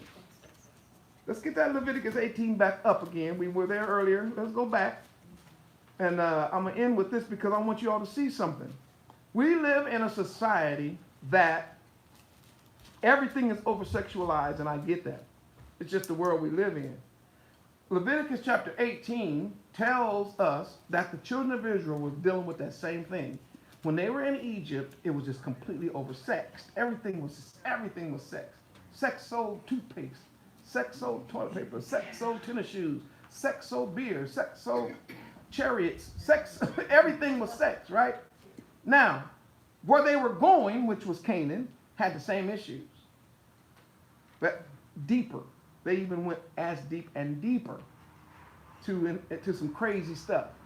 But I want you to see his instructions with new eyes. I want you to see these instructions given to the children of Israel. This is why we here, Zion, to study the scriptures and get to the nitty-gritty to see what Yah's really saying. Not what people said he said. And Yah spoke to Moshe, speaking to the children of Israel, saying to them, I am Yahuwah your Elohim. After the doings of the land of Egypt wherein you dwelt, shall you not do. After the doings of the land of Canaan, whether I bring you, shall you not do. Neither shall you walk in their ordinances. You shall do my judgments and keep my ordinances to walk therein. I am Yahuwah, your Elohim. You shall keep my statutes and my judgments, which if a man do, come on, he'll live. He'll live in them. I am Yahuwah. Listen, none of you shall approach any that is near kin to him to uncover their nakedness. I am Yahuwah. Here is not necessarily the issue of adultery, but this is the issue of sexual immorality. And I'm going to show you what I mean by it. The Hebrew word behind the word uncover and the Hebrew word behind the word nakedness both mean exactly what it says. The idea to uncover a person, nakedness, does not mean, listen to me, it does not mean automatically that you're having sex with that person. It is a prohibition to that which leads to sexual activity. Did the whole world hear me? Because I tried to say this to the whole world. I want everybody around the world to see that Yah, when he's giving us instructions, is going first to the root. There is an uncovering of the nakedness first. If you don't do that, you won't end up in adultery. You won't end up in sexual deviance. You first have to do what? See it.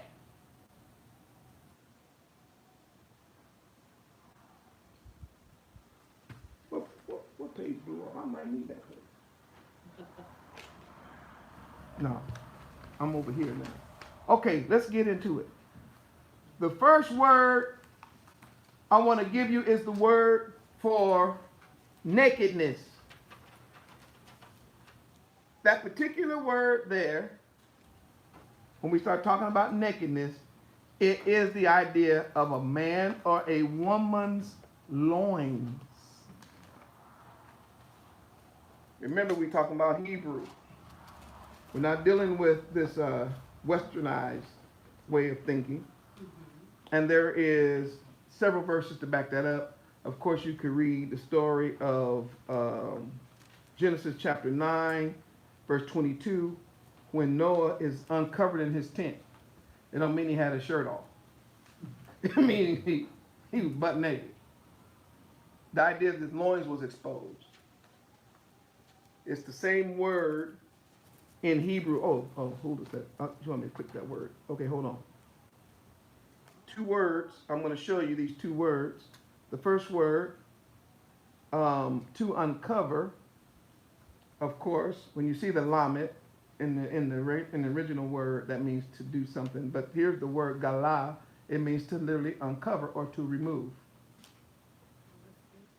Huh? So you can see the picture.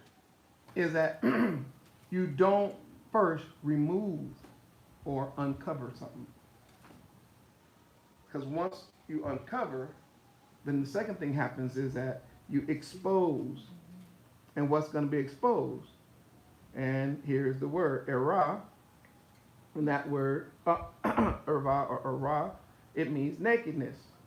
And the idea of nakedness in the Hebrew is the loins.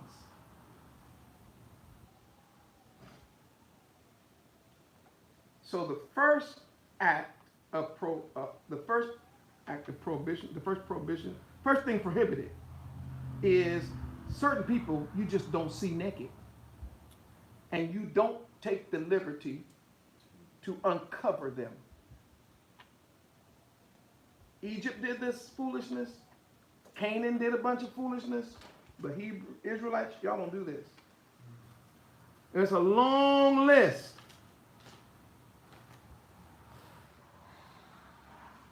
I might as well get in it. It's a long list. Watch it. I'm going to read faster because I told you the definitions already. So here, watch what it says.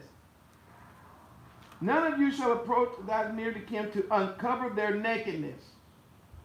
the nakedness of thy father or the nakedness of thy mother. We don't look at our parents naked. Egypt did that. Canaan did that. Hebrews don't do that. Once you get to a certain age, mom and daddy being naked around you is off. It is against the law. Thou shalt not uncover. Why? She's your mother. She'll not uncover her nakedness. What's wrong with you? Oh, you grew up in Egypt and they was doing that foolishness. The Hamites in Egypt and the Canaanites. Watch this. The nakedness of thy father's wife thou shalt not uncover. Oh, just like if dad got remarried, you don't go in trying to undress your daddy's wife. That's your father's nakedness. Remember I mentioned about belonging. The nakedness of thy sister, the daughter of thy mom. Like, that's against our law. You don't look at your sister naked.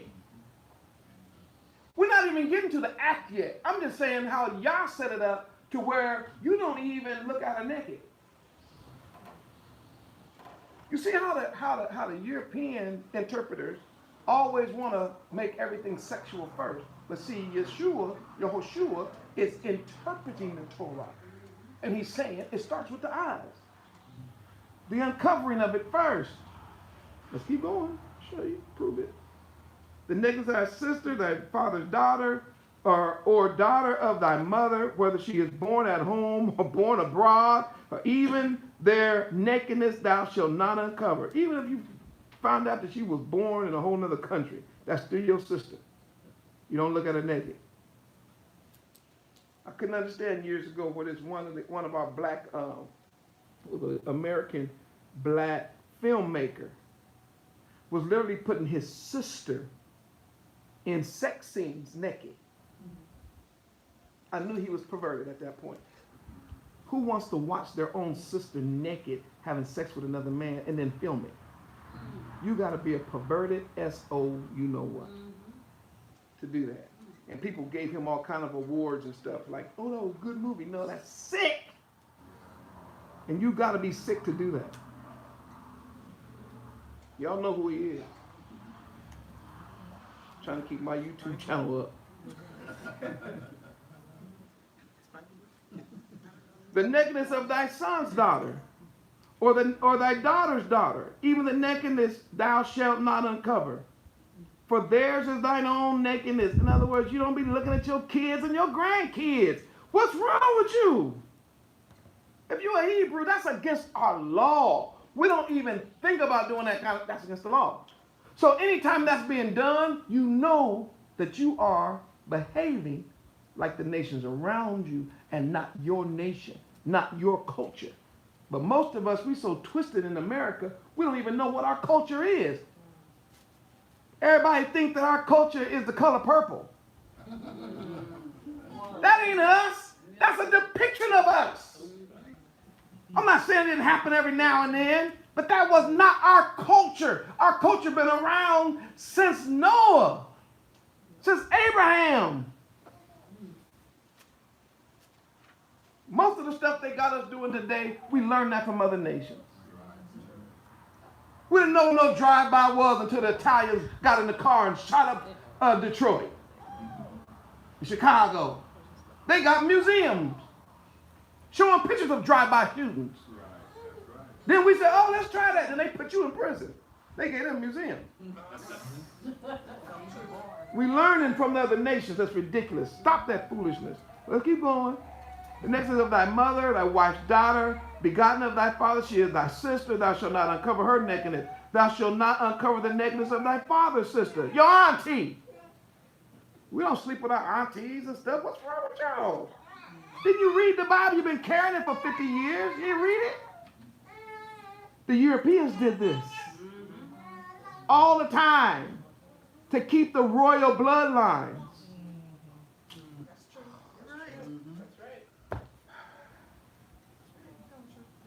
They made sure that was your brother, that was your sister, that was your auntie. That was, because you wasn't even allowed to marry if you wasn't next to kin. So how can that be our culture? That's not our culture. Let's keep going. Thou shalt not uncover the necklace of thy mother's sister, for she is thy near kinswoman. Thou shalt not uncover the necklace of thy father's brother, your uncle. Thou shalt not approach unto his wife. Not only his uncle, you can't be. Now that's a different word. Now, no, he said approach unto his wife. You see that? Not just uncover, but approach her. She is thine aunt. Don't sleep with your auntie. Thou shalt not uncover the nakedness of thy daughter-in-law. She's your son's wife. Is he making this as clear as possible? Thou shalt not, because he's still talking about uncovering nakedness. Why? Because it starts with sin, then doing. Thou shalt not uncover the nakedness of thy brother's wife, that is thy brother's nakedness. Thou shalt not uncover the nakedness of a woman and her daughter. You can't have mama and daughter. That's not our culture. This is our culture. This Bible is our culture. But that's what they was doing in Egypt. And that's what they were doing in Canaan. Neither shalt thou take her son's daughter, nor her daughter's daughter, to uncover their nakedness, for they are her nearest kinsmen. It is wickedness. I don't see what's so bad about it. It's wickedness. It's wrong. Neither shalt thou take a wife to her sister to vex her. In other words, say you got a sister, right? You marry into a family. Your wife is all nice and everything. And then she turned into a, you know what? You can't stand her. It's like, dang, I married the wrong one. With 4 sisters and I picked the bad one. What I'm going to do is I'm going to get the nice one. And that's going to make her mad. Say, our culture, we don't do that. It's not our people. It's not our culture. You don't vex your wife by marrying her sister or uncovering her sister naked. Also, thou shalt not approach a woman to uncover her nakedness as long as she is put apart from her uncleanliness. You ain't supposed to be watching her while she's going through her cycle, let alone sleeping with her during that time. Or I should say having sex with her during that time. That's not our culture. Moreover, thou shalt not lie. Oh, wait. Now we get the word what? Moreover, thou shalt not, read it now, lie carnally with thy neighbor's wife to defile thyself with her. So now, when Yah wants to go to this next step, because he's already told you what not to do, you don't even uncover the nakedness of your near kin, and you don't lie with your neighbor's wife. Just in case y'all don't know where he's going with this, the uncovering the naked is the step toward the sexual immorality. That's why Yeshua deals with the eye and the hand before he deals with the loins. And thou shalt not let any of thy seed pass through the fire to Moloch. And that was the king demon of the Canaanites, the people in the land of Canaan. Why? Because this is what will happen. Guys, and women too, they would have sex outside of the marriage bond, and they would produce a child. And because that child was what they call an unwanted pregnancy, they then aborted it. Because that's your auntie, that's your cousin's baby, that's your neighbor's baby. You can't be having that baby in this house because everybody gonna know we're gonna have it. So what they would do is this: they would take the child and burn it.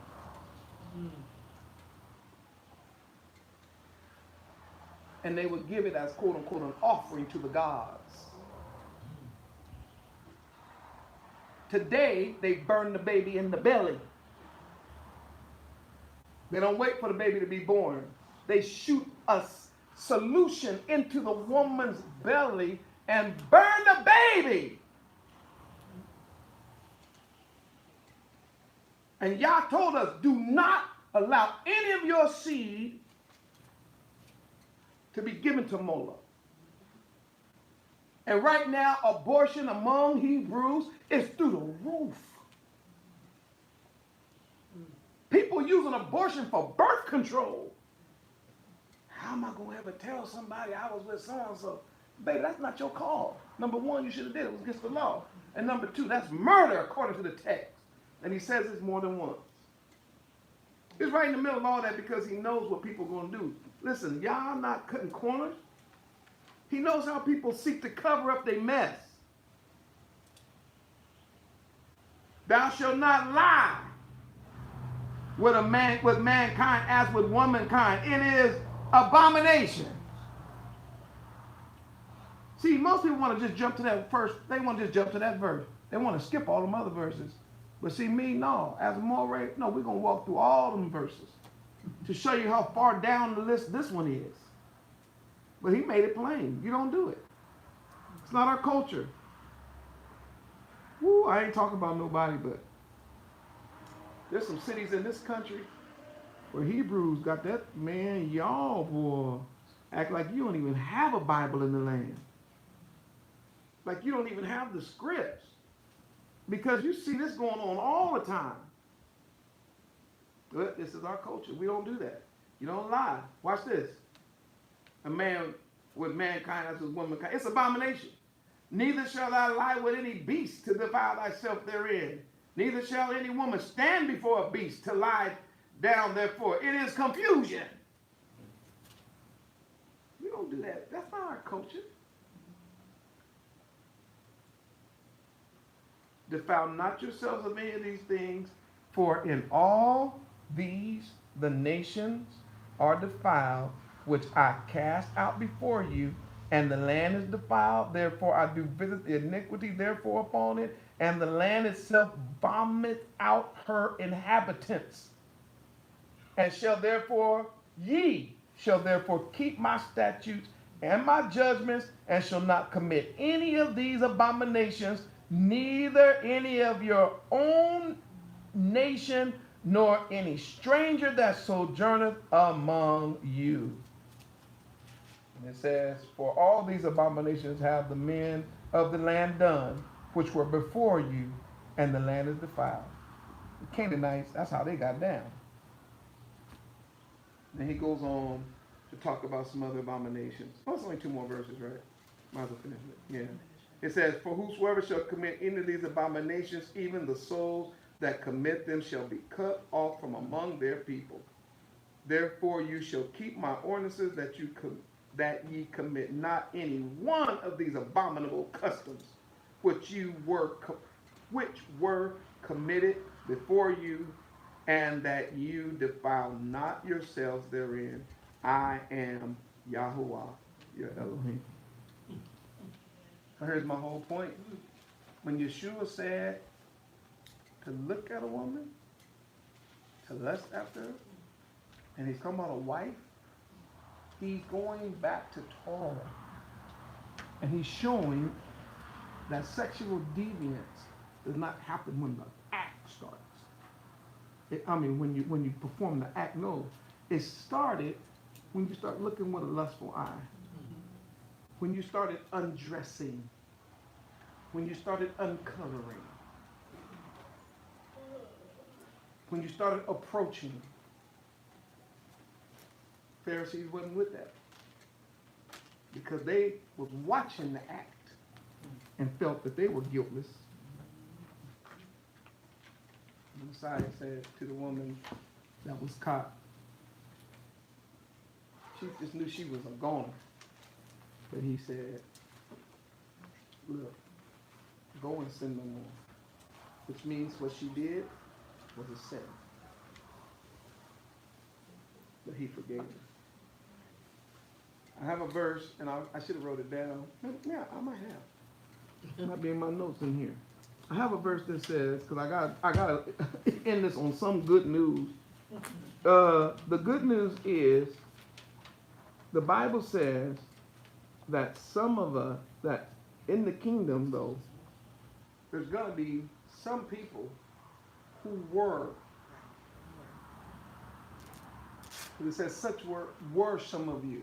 And in that list of the were are adulterers and fornicators. Of such were some of you. In other words, just because you have committed these acts don't mean you automatically going to hell. But if you continue in that life, you will go to hell. Ain't no getting around it.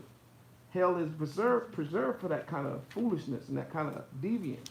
But those who turn and start keeping the law, statutes, and commandments and put that foolishness behind them, you're going to enter into the kingdom. And you'll actually get in the kingdom before the scribes and Pharisees.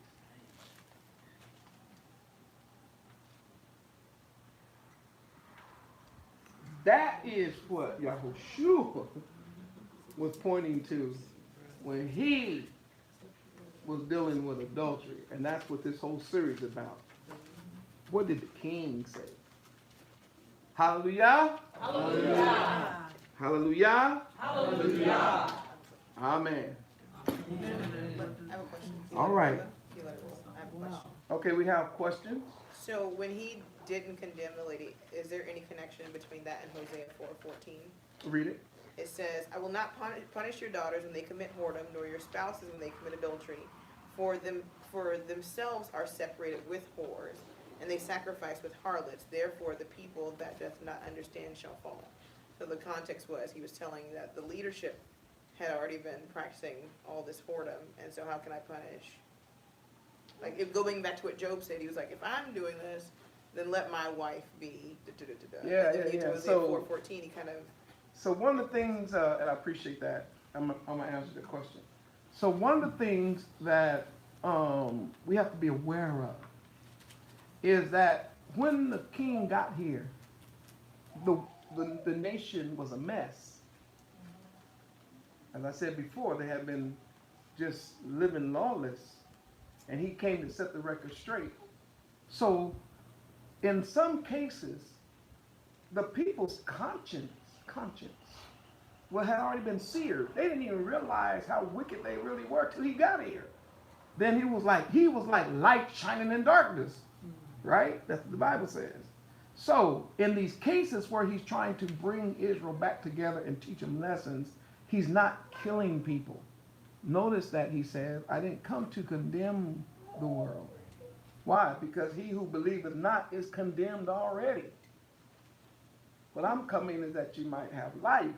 I'm coming to save the world. Hallelujah. And so now the picture is, if that woman would have decided, and the man, and all them Pharisees and scribes, everybody, if they keep in their sins, they die in their sins. So, so hopefully, yes, it was prophesied that the nation's condition would be like that, and it is. And unfortunately, it's like that again. To where when I preach a message like I did today, it almost seems strange to Israel that we actually was a holy nation before.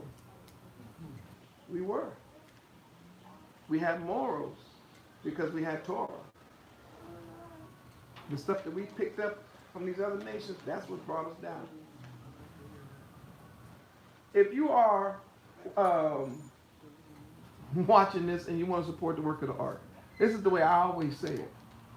If you're being helped, if you're being strengthened, if the Most High is opening this text up to you, then you should support the work. It's so simple. The Bible says if I'm sowing into you spiritual things, what's it to you to give carnal things? In other words, it's a sharing situation. Poole and I and the rest of the people here at the Ark, we're committed to studying hard and making sure that this information continues to go out to the house of Israel. Please have that same commitment to keep us going. And that is to support. Go to awakeningremnant.com, hit the donate button, and donate according to as Yah. Those who are in the room, we're going to give you a chance to do that right now if there's not any more questions. All right, I'm going to have a word of prayer before we shut the camera down. I want to pray for all Israel. Abba Yah, as we read what the king said, we see that he's taken us back to the root of the problem.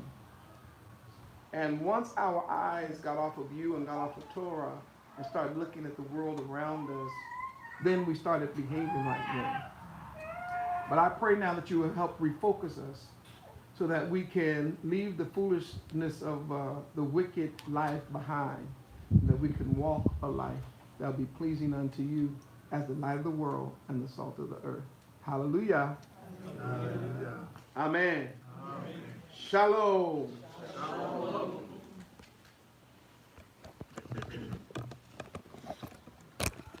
Some of you all